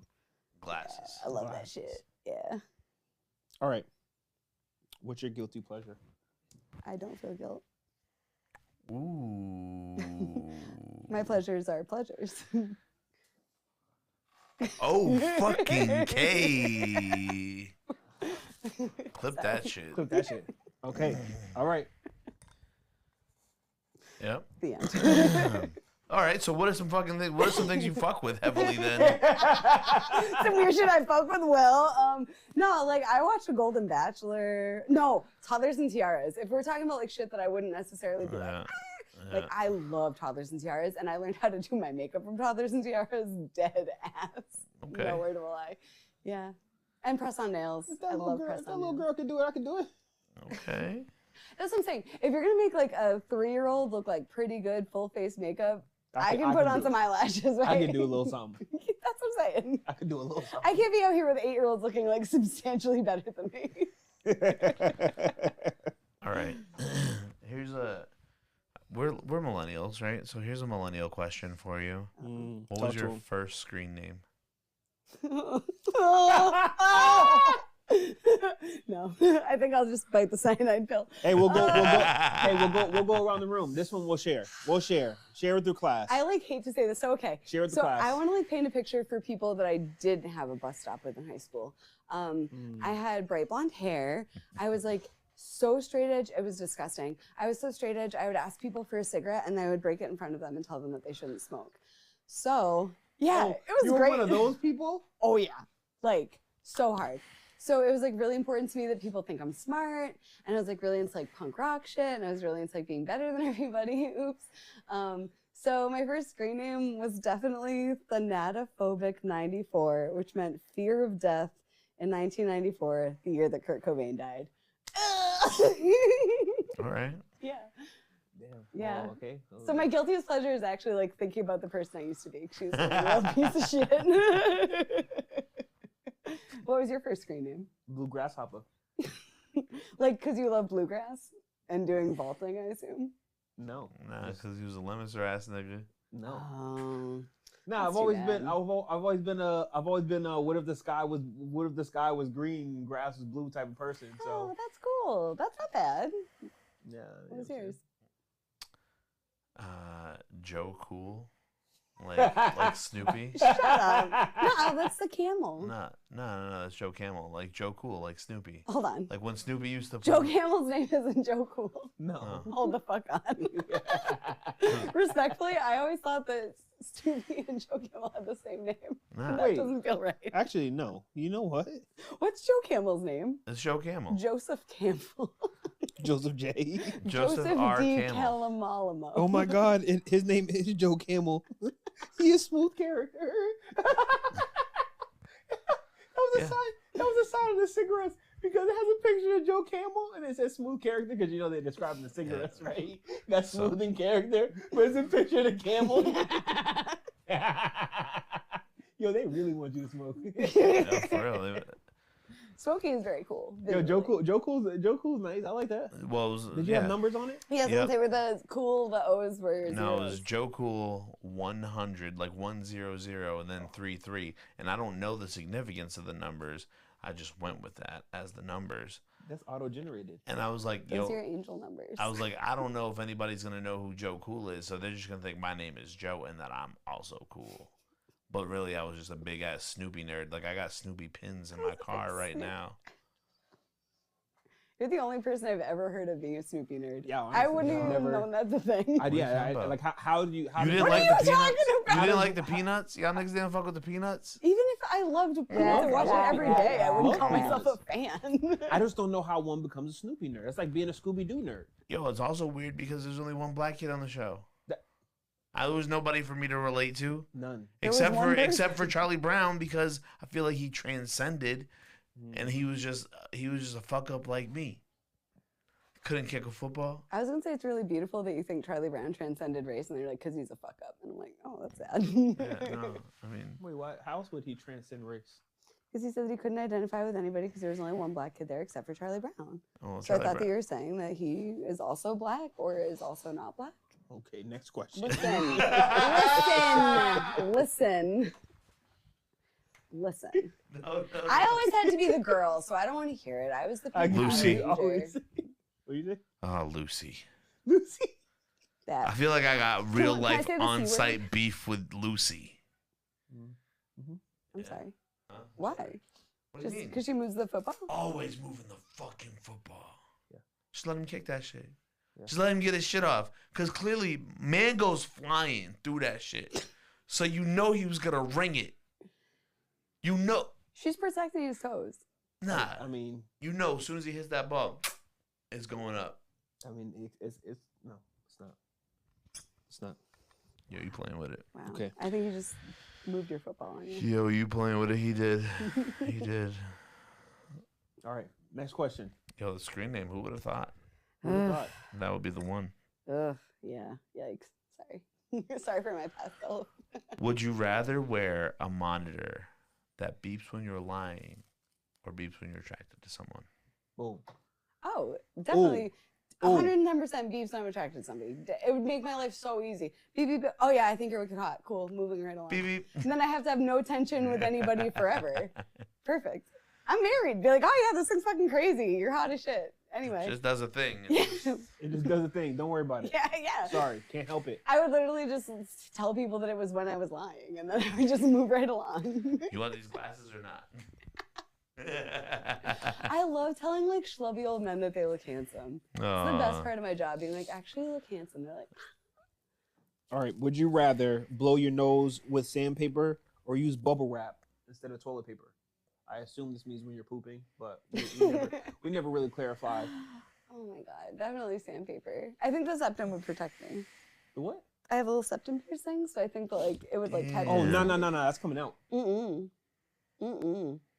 No, sir. No. That's crazy. Because otherwise, it's the bubble. Yeah, butt. there's no Bubble butt. There's Bubble butt wrap. bubble butt. Bubble. Who did that song? Who's the artist on Bubble Butt? Bubble Bubble. I don't know. I feel like I don't know, but I like when they pitch it up on the chorus and the bubble butt. Is it Sage the Gemini? Is it? I don't know. I don't know. All right. Would you rather be able to erase people's memory or predict their future? Oh, that's so mean though. Like erasing their memory. Like, would it be stuff that only Obliviate. You haven't watched Harry Potter? I also watched Harry Potter. We went through all eight movies. Eight of them, right? Yeah, Fire, right? yeah. Oh, I was gonna say that sounds like some Hermione Granger shit when you're erasing people's memories. Yeah. They're like, oh, now we have all these empty picture frames to our house. Yeah. We're crazy. Yeah, I watched that and I watched it again. I was like, I don't remember this happening. That's fucked up. She got you. She got. All right. What up? No, that was just Harry Potter jokes. yo. Bubble butt just took me on a whole journey. Who sings it? Story of my life. Is it? It's a song by Major Lazer, featuring Bruno Mars and Tyga Wait, what? and Mystic, What? and also, wait. Oh Bruno yeah, Mars was in Bubble Butt? yeah. Wow. Where? I don't fucking know, man. She's just mouthing it. He's like, I'm here. Yeah, Put me as a feature. Oh, and 2 Chainz was on that bitch too. How come on? Wait. This was 10 years ago. That's why we don't remember. Oh my god. 2013. No, I definitely don't remember this at all. I was gonna say Jason Derulo, bro. I would have been mad wrong. Jason Derulo. Sorry. Yeah. I have to do that. You have to. When it's brought up. So I think it's illegal. I think it's legally obligated. Anytime somebody says it, somebody's got to do it. My favorite Jason Derulo song is the one he did in Cats. He was in Cats. Fuck yeah, he was in Cats. Sorry. Wait, did you watch the regular Cats or the one with the buttholes? The buttholes. I've seen it live, so they all had buttholes. They weren't visible, but they were there. And I get there's not really a butthole cut, is there? There's not? I don't want there to be. So I'm gonna say that there's not one. So I haven't seen it. I haven't seen either, but if there's a butthole cut, that's the one you got to watch. I'm gonna. But it's like not a cat butthole. It's like a full ass human It's a ass. human. It's a chocolate starfish. Just we're gonna go ahead and Laura elected to erase people's memory. Yeah. Just let the record show. No memorinis. wow. Because people's future, that's none of my fucking business. Oh, wow. That's none of my business. I predicted the future. Really? I've already done this. once you answer these set of questions, you now have these abilities. Fuck. So well, sandpaper. Here we go. I was gonna say yucky. I'm still very comfortable with my choice of those two, though. It's still a cleanlier option. I mean, you can still you can wash your ass at any given time. So I'm just never blowing my nose with sandpaper. That's why I picked the bubble wrap situation. When did you answer these questions? Long Is it ago. like haunting you that you answered that you would rather wipe your ass like that? Nah. Like, for the record, this is why I made that I decision. think I also pick bubble wrap. Nah, it's totally cool. It's like I feel like it would be a light abrasive. You know what I mean? Like the right kind of scrape. On your nose? Nah. The bubble wrap the on your bubble wrap. booty. Yep, for sure. Because like toilet paper is mad soft, and who said we needed soft paper? We need something a little more abrasive. I don't think it's like a softness thing. I think it's like an absorbency thing. Oh, see. And I think that on the nose? No, we're talking about ass now. we're on ass. We're talking about shit. We are, unfortunately. And I just think that it's like, Continue on. I just feel like it's like a smear situation. Like, I don't know. Nah, I I've seen guess the you're Charmin right. commercial. I guess you're right. Nah, you might I'm be right. concerned for you.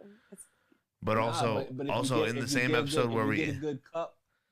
you know what I mean? Like, what if you got a tabo? What if you're Filipino and have a tabo, or you're Middle Eastern and have a lorta? And you just like, Exactly. the whole booty clean. Your whole booty is clean. Was ready to go. Your whole booty is ready. Or I could just like sneeze and not have to deal with the sandpaper. I mean, Snot rockets, just blasting snot rockets for the rest of your life. Snot. Okay, I get it. I'm into it. Snot rocket. All right. We're jumping around a little bit, but what is your favorite microwavable food? Popcorn. Popcorn. Popcorn. That's the second time somebody's ever said popcorn. Who else likes popcorn? I forget. I can't. I don't remember who. I don't remember who. I want to make them some popcorn. If you liked popcorn on the show, please get in touch. Yeah, if you guys, plenty of people are gonna say they like. Yo, there's this popcorn right now that I'm like high key obsessed with. Damn. Let's talk corn some popcorn. It's made by Cabot, and it is White cheddar. sharp white cheddar and maple. So like half of the kernels are sharp white cheddar, and half of them are maple glazed. Oh, it's a mix. Yeah, it's a fucking mix. I'm like seeing your 8-year-old face right now. It's Like, fucking. that was beautiful. It's You fucking just glowed. mixy, my No, boy. because like because the Mixed best. back. No, because the best when you get the Christmas tin, and you get the 3 in the Christmas tin. And you pull that motherfucker out. You pull that motherfucker out. And then you close them and shake it. Shake it up. I mean, I think the butter one throws the ratio off on It does. that. But if you get the half and half, though. The key to the butter one is that you only put half of the butter bag in. Because the butter bag is like low key dry. Wow. I thought I was a popcorn expert, but I defer. Trader Joe's used to make the Chicago popcorn mix. And this is the last I'll talk about popcorn, I think. But for the record, the Boy Scout popcorn is really good too. It has like mad big kernels. I was like very impressed. I was like, this shit's expensive. Then I popped it back and I was like, all right. Used to be a Boy Scout. They use a special kind of corn. It's one of the, I forgot what it's called, but it pops all the way. Yeah, it's nice. Like it pops. It's really nice. Wait, who's this? Boy Scouts? Mm-hmm. Okay, Boy Scouts. Yep. Okay. Yep. Shout out Boy Scouts. Used to be one. I should be one. No, I used to be one. Used to be one. You should be one. I think you're aged out. So. Yeah. Is this like a Weirder story? The reason why I'm not a Boy Scout anymore is because I aged out. Really? Can you leave? What is is there? Otherwise, I would still be there. Is there like some To like this is day. there like some NCAA type thing? Like are there years of eligibility because I didn't get to participate during my elementary and middle Just school? show up to a slumber party like, what up? What up? Who got the Capri Suns? There's way less slumber parties than you would expect. There's way. It was just I don't camp. know. There's like a few, yeah. It was What, like just camp? Camping. you go to camp.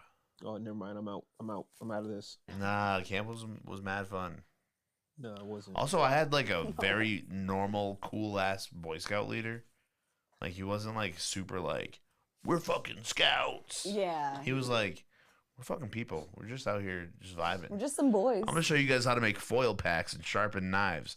All right, let's fucking go, Bob. That's dope.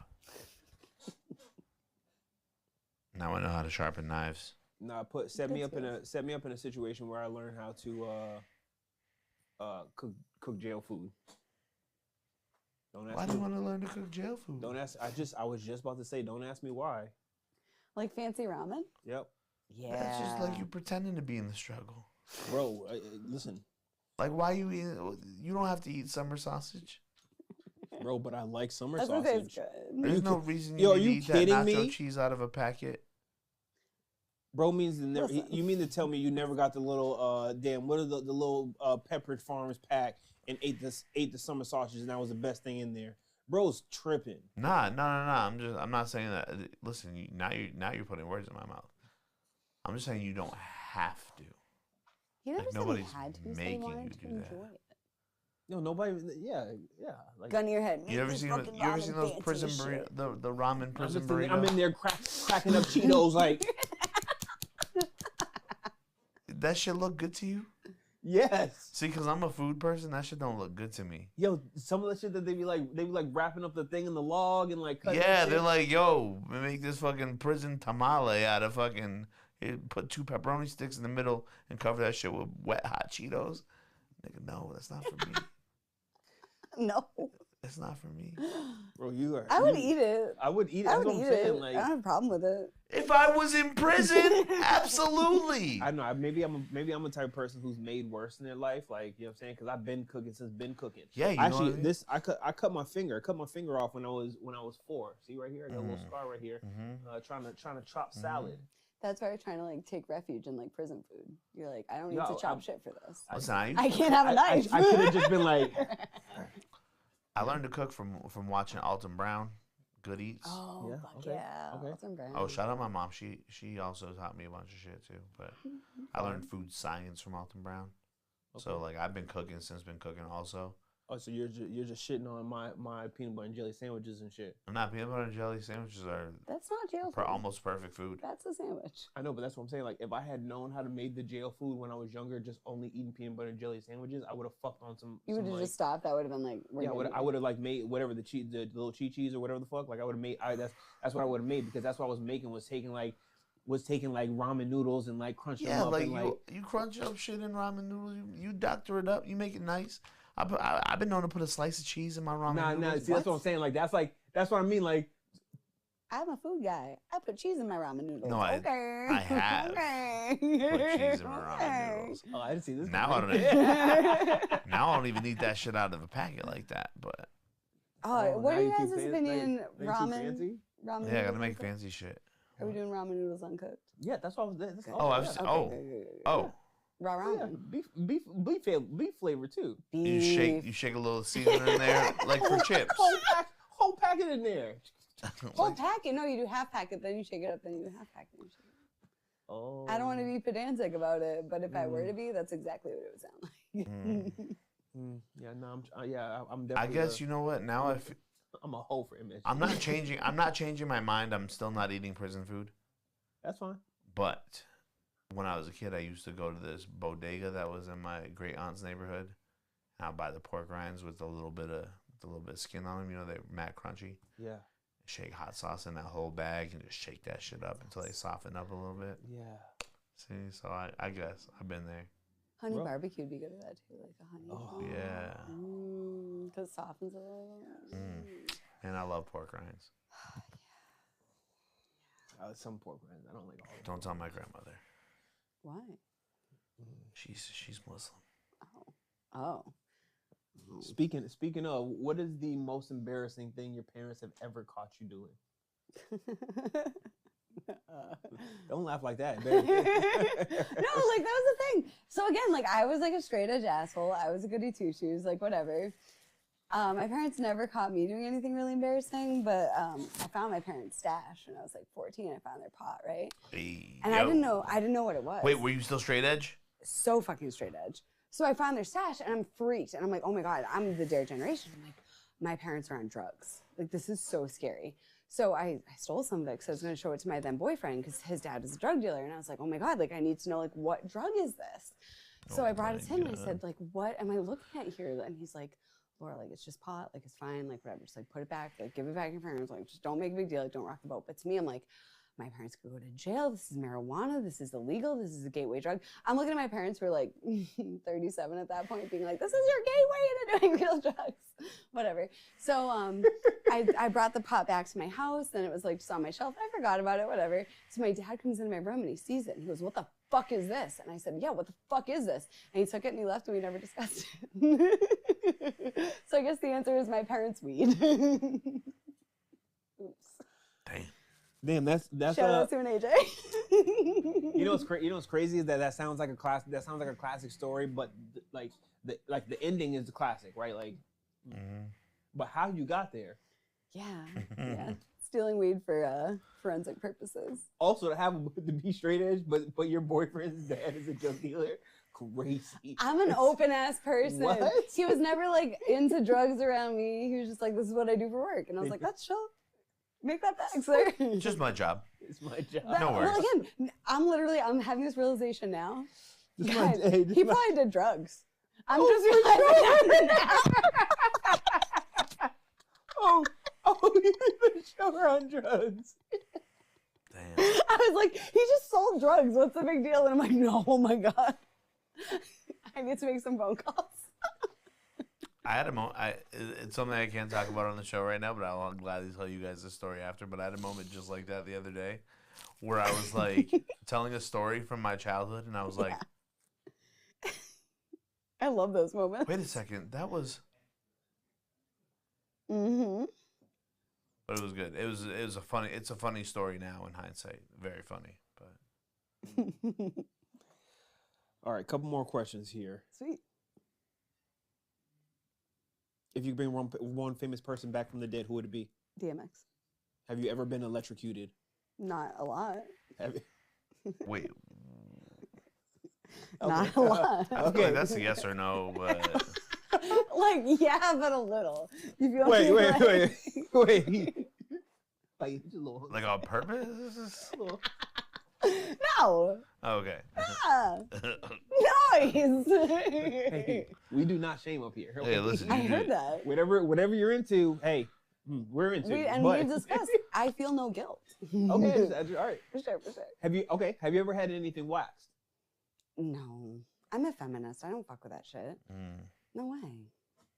What do you mean?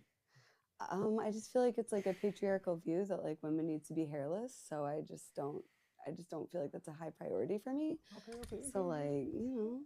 I thought hair just be itchy, you know what I'm saying? Sometimes I don't know. I'm not saying that, you know, situations aren't like full of razor and shit. But no, pouring hot wax on my body and then having somebody rip it off, I'm fine. I'm good. That doesn't. If I'm not have that happen to me, that's gonna be like I was kidnapped and that was a horrible story. Not like, oh, I made an appointment and I paid somebody fucking $200 in a tip for it. Like that sounds like chump shit to me, to be honest. Yeah, I don't know. I don't know either. I can't get off the electrocution thing. All right. Are you asking? It's like not even a good story. I was like fucking around with some electrical shit and I got shocked like somewhat badly. I was like, oh yeah, like my hand hurt really bad for like a day or two. And then I could just like talk to seagulls. What's the big fucking deal? Wait. Now I can echolocate. Have you ever licked a penny? What? No. What? Is that a thing? What about a 9-volt battery? I don't lick things. I lick foods. That's where I thought like when she was like, oh, I've been kind of electrocuted. I thought like, oh yeah, I licked the 9-volt battery. Because you know like. Is that a thing? Apparently only for boys. Because like if you like lick a 9-volt battery, it gives you a little shock. I didn't know that. Well, now I'm gonna do that. I didn't know I could just do that. Well, apparently batteries, pennies, and buttholes all taste the same. I think that like depends on the individual for all of those things. To be honest. Individual penny. I think that some pennies are gonna taste different. If you have a penny and you've been storing it in like a pocket of like clean pants versus like a penny that's like on the street, like True. That's a different sensory experience. No, you're right. I know. But also like lick a 9-volt one day, just like the two top little pieces. You're not. Is gonna that get like hurt. the official position of the pod? Like we lick 9-volt batteries. I mean, the official stance on the pod is: have you licked a penny? Have you licked? I haven't licked a anything 9-volt battery that is not edible. Have you licked a butthole? Right, like this. I haven't looked any categories. Okay, that's it. Some people put check marks on all three. Some people, and there's nothing wrong with that. Some people have only put a check mark on the third. I was gonna say, I'm not all three, and I'm like, okay, you just put shit in your mouth. But like 1 or 2, I'm like, okay. It depends on like how like much like the distance between each one is. If you're like a small child and you're like a 9-volt battery, and then you're like a fully grown adult in charge of your life, butthole, then I'm like, okay. Oh yeah, that's that's like the exactly. yeah. No, that's the pipeline. Cool. Yeah, that cool. that is the pipeline. That is the pipeline for sure. It's like a thing that you, as you get older, it's like, you know what I mean, you get like little flashbacks or like whatever, like, you know, like you get like childhood memories of like, you remember that one time I licked a 9-volt battery? Tangy. This is the same feeling. It's got that same strange tang. So what you're saying is like, if my husband ever gets hit by a bus and I'm like back in the game somehow, what I'm gonna ask people is like, so 9-volt battery? Pennies? What's the deal? Yeah. Is that how we broach conversations? That's is is that what the kids are doing? You could approach it that way. I don't know if the kids are doing that. This is strictly for scientific purposes. So. Hands in the air. So it sounds as though you've been keeping track of how people have answered these questions. I mean, there's video evidence of it, but we have not been keeping metrics. Yeah, we have not been keeping metrics. You guys should keep some. I bet the AI could probably do it. Easy. Yeah. There is video evidence of people answering other questions, their embarrassing stories, X, Y, and Z. It's I just want to know how many of my like fellow like citizens like lick butts. I'm just curious now. I feel like it's a thing people do. I don't know. I don't know for sure. I was like, how bad do you want to know? I don't know. Not much. I don't know for sure, but I'm sure. There's a few. Because you're also gonna get the people who are like but you know what I'm saying, like but really, they're like, oh, but when the door closes, it. they're like batteries. Like battery. Eat the booty like groceries. Yeah, they like, singing you know about it on the this radio. You know what I'm saying? This like, is a people be doing that shit. Yes. Nice. Cool. Nice. So, it goes I've to learned them. what cat means. It means big hat. I've learned that buttholes taste like batteries. Like, this has been great. It has been This has been really educational. It has been great. Thank you. You know? Thank you. Hey, I feel like I'm a more like well-rounded person. Hey, yo. This is what we strive to do here. Collaboration. Community. Buttholes. See, now you're getting down to the root. Right down. All right, let's get serious again. Actually, let's get philosophical. Doors.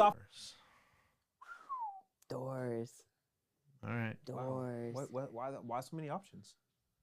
You prefer having more options? No, I just like not knowing. Like, I feel like there's like a fork in the road. I can sort of be like, well, this path is giving me this vibe, and it looks like it might whatever. But if it's just like a series of doors, then it's like totally just like, I don't know what the fuck's going on. And I love that feeling. That's like my favorite feeling, for sure. Damn, the what the fuck is going on feeling is not one that I count in my top favorites. It's like my literal #1 feeling. I feel it the most. Yeah. I feel like, but I wouldn't say it's my favorite because like I can't tell you how many times I've said, "What the fuck is actually happening right now?" Yeah. But I've never been excited about it. Oh, see, that's like, to me, that's like the first step in like maybe learning. I'm in a constant state of what the fuck is happening right now.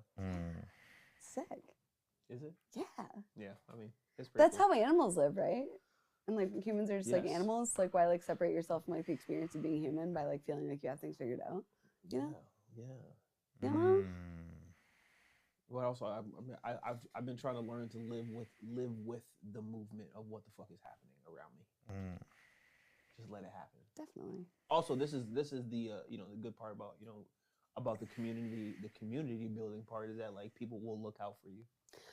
Well, that's the thing. If you're like pretty much like capable and like pretty much like supported, what the fuck is happening kind of doesn't really matter what the answer is, because like what the fuck is happening is it'll be something that you can handle. I assume that the other person or other people who I'm with have we each have some information of the information, but if both of us is together, like, yo, what the fuck is happening right now? We probably need to leave. True.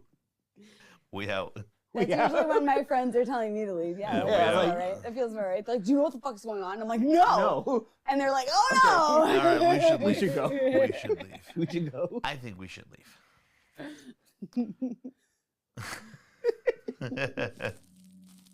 All right. So. Don't cry, Derek. It's okay. Derek, what's wrong? You all right? Oh no, I cry on the show at least once a show.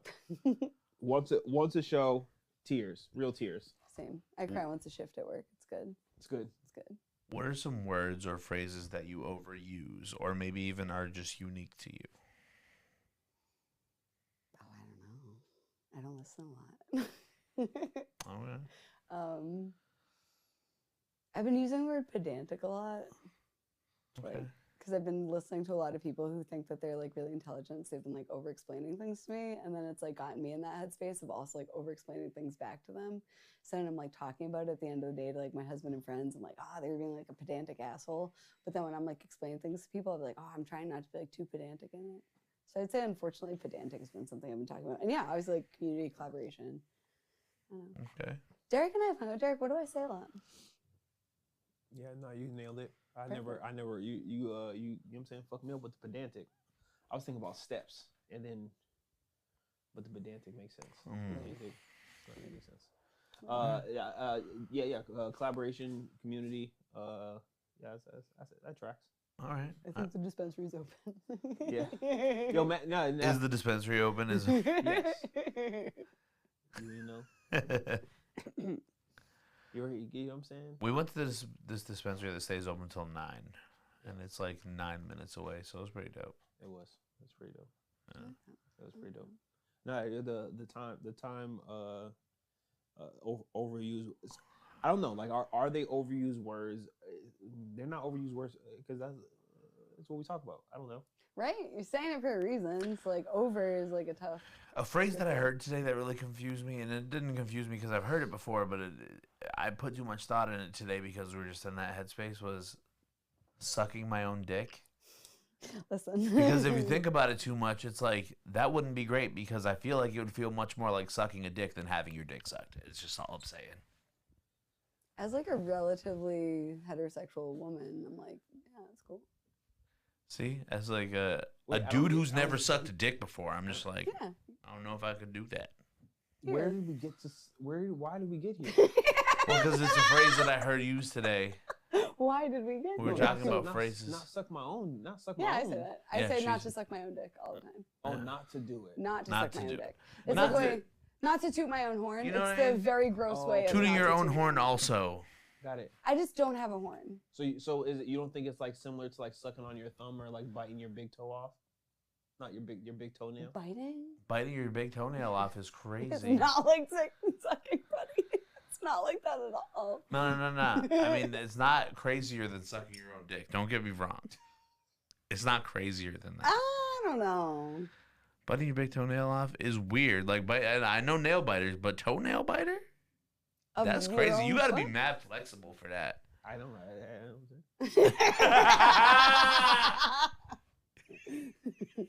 Shit tastes like pennies.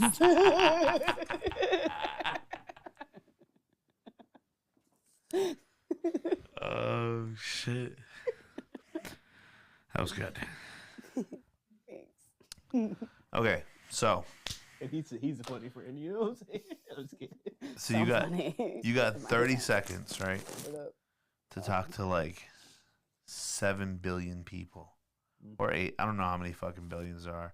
A lot of them, but you can talk to them all at the same time, right? And you get 30 seconds to give your message. What is it?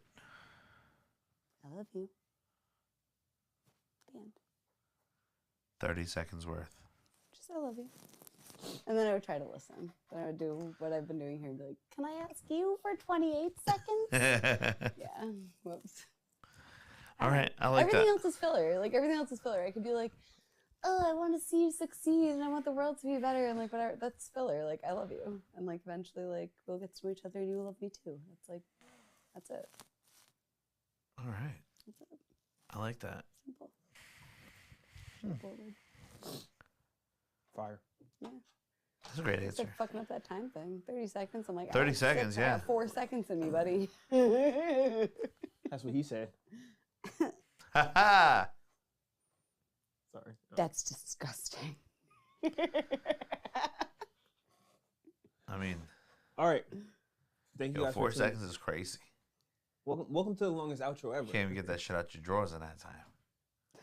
Get that bubble wrap ready. That's the point. That's the point. That's the point. Okay. Yeah. Yep. Yep. Valid. Yep. It all makes sense. It all makes sense now. Yep. Hey, welcome to the longest outro ever. The first of 2024. We've had a great conversation here with Laura. My guy Sho over here. Hey. He's over here just doing things. Look at him. Just talking about stuff, doing things. If you enjoyed that, if you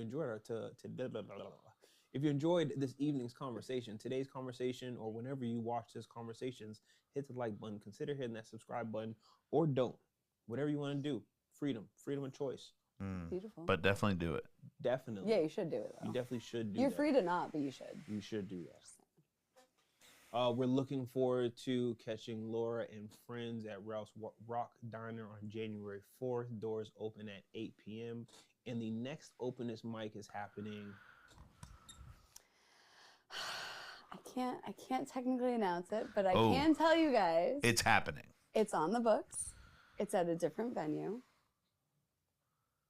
And that's all I can say. All right. And I think you'll like it.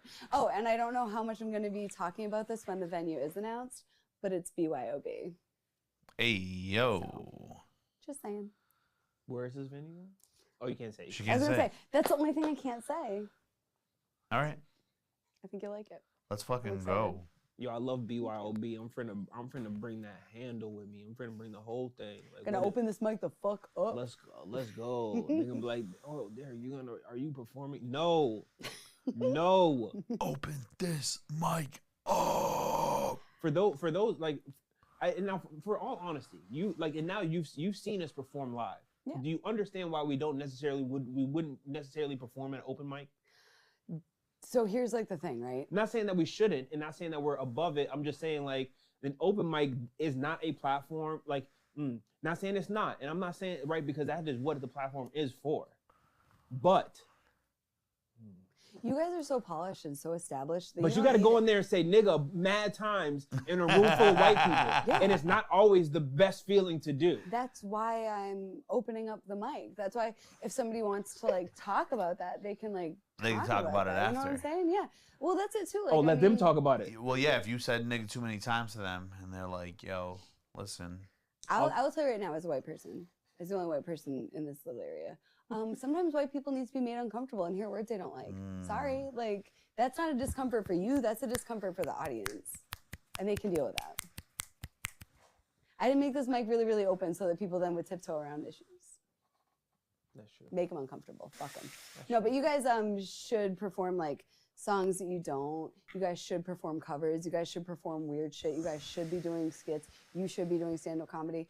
I would love it if the Openest mic had people that were musicians doing poems. I would love it if they had poets doing songs. I might play my stylophone at this Let's next go. one. So like, yeah, I don't think that maybe like you guys should perform as you guys, but I think that you guys, with your many caps, your big hats, you know, you could do more.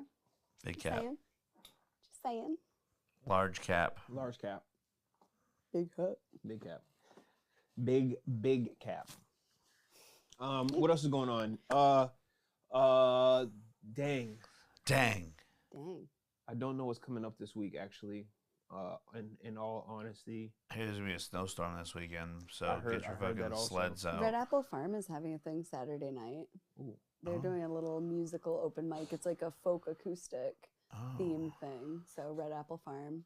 Acoustic. Yeah, and they usually have it on Sundays, but they wound up doing it Saturday this weekend due to the snow. So when you run an open mic, you have to go to a lot of open mics. Get the bread and milk this weekend.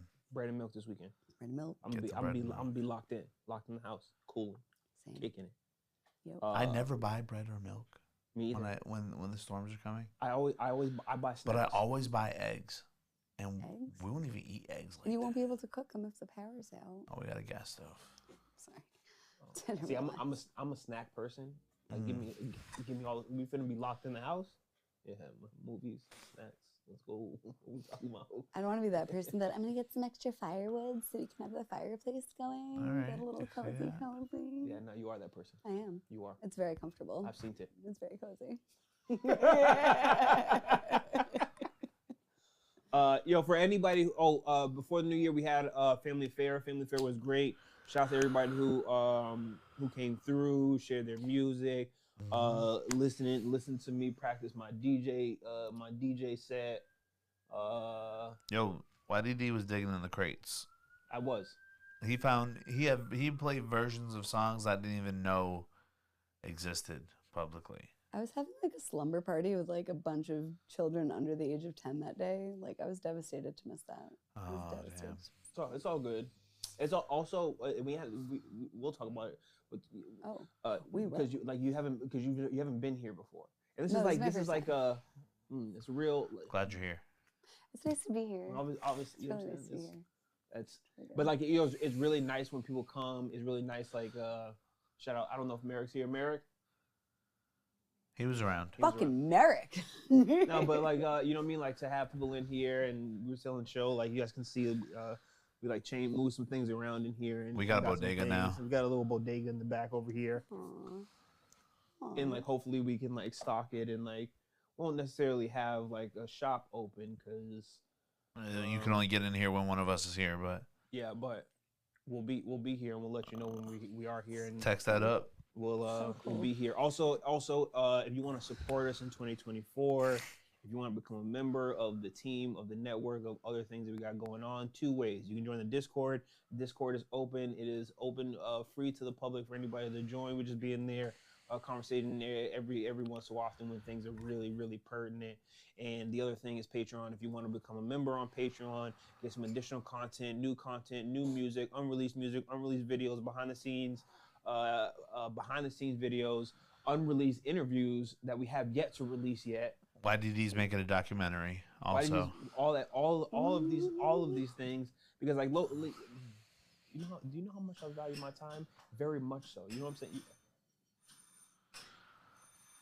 It's God calling. Someone's ringing the doorbell. Yo, who ordered food? Somebody ordered food?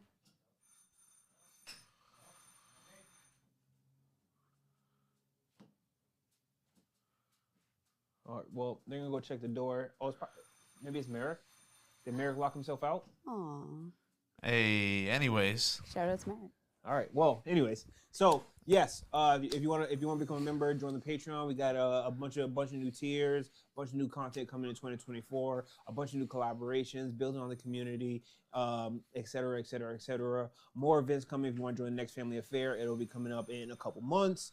And hopefully we'll have a even more miraculous. Actually, we do have a bunch of things coming up in the coming months, and hopefully have an even more collaboration partnership with our friend Laura and other people here later in the spring, summertime. But now is the time to plan. 3 days into 2024, we on that ass. Yo, straight up on that ass. You see that ass? We're on it. Yo, appreciate y'all. I've been showing. I'm gonna go see what's going on in the hall. Big Dad. Our outro song comes to us. It's I don't want to say it's a throwback, but it's kind of a throwback.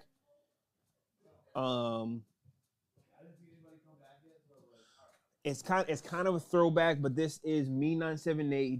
Just released the brand new visual for I Ain't on Dinero Lifestyles YouTube right now. So if you're on YouTube, you can go just get over there and watch it. I'll probably link it at the end of the caption. But this I Ain't shot by Trillis Bliss. That's the homie. Shout out all the homies out here making things happen.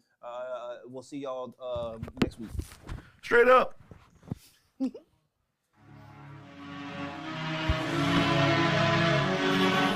Back row. Oh, thank you.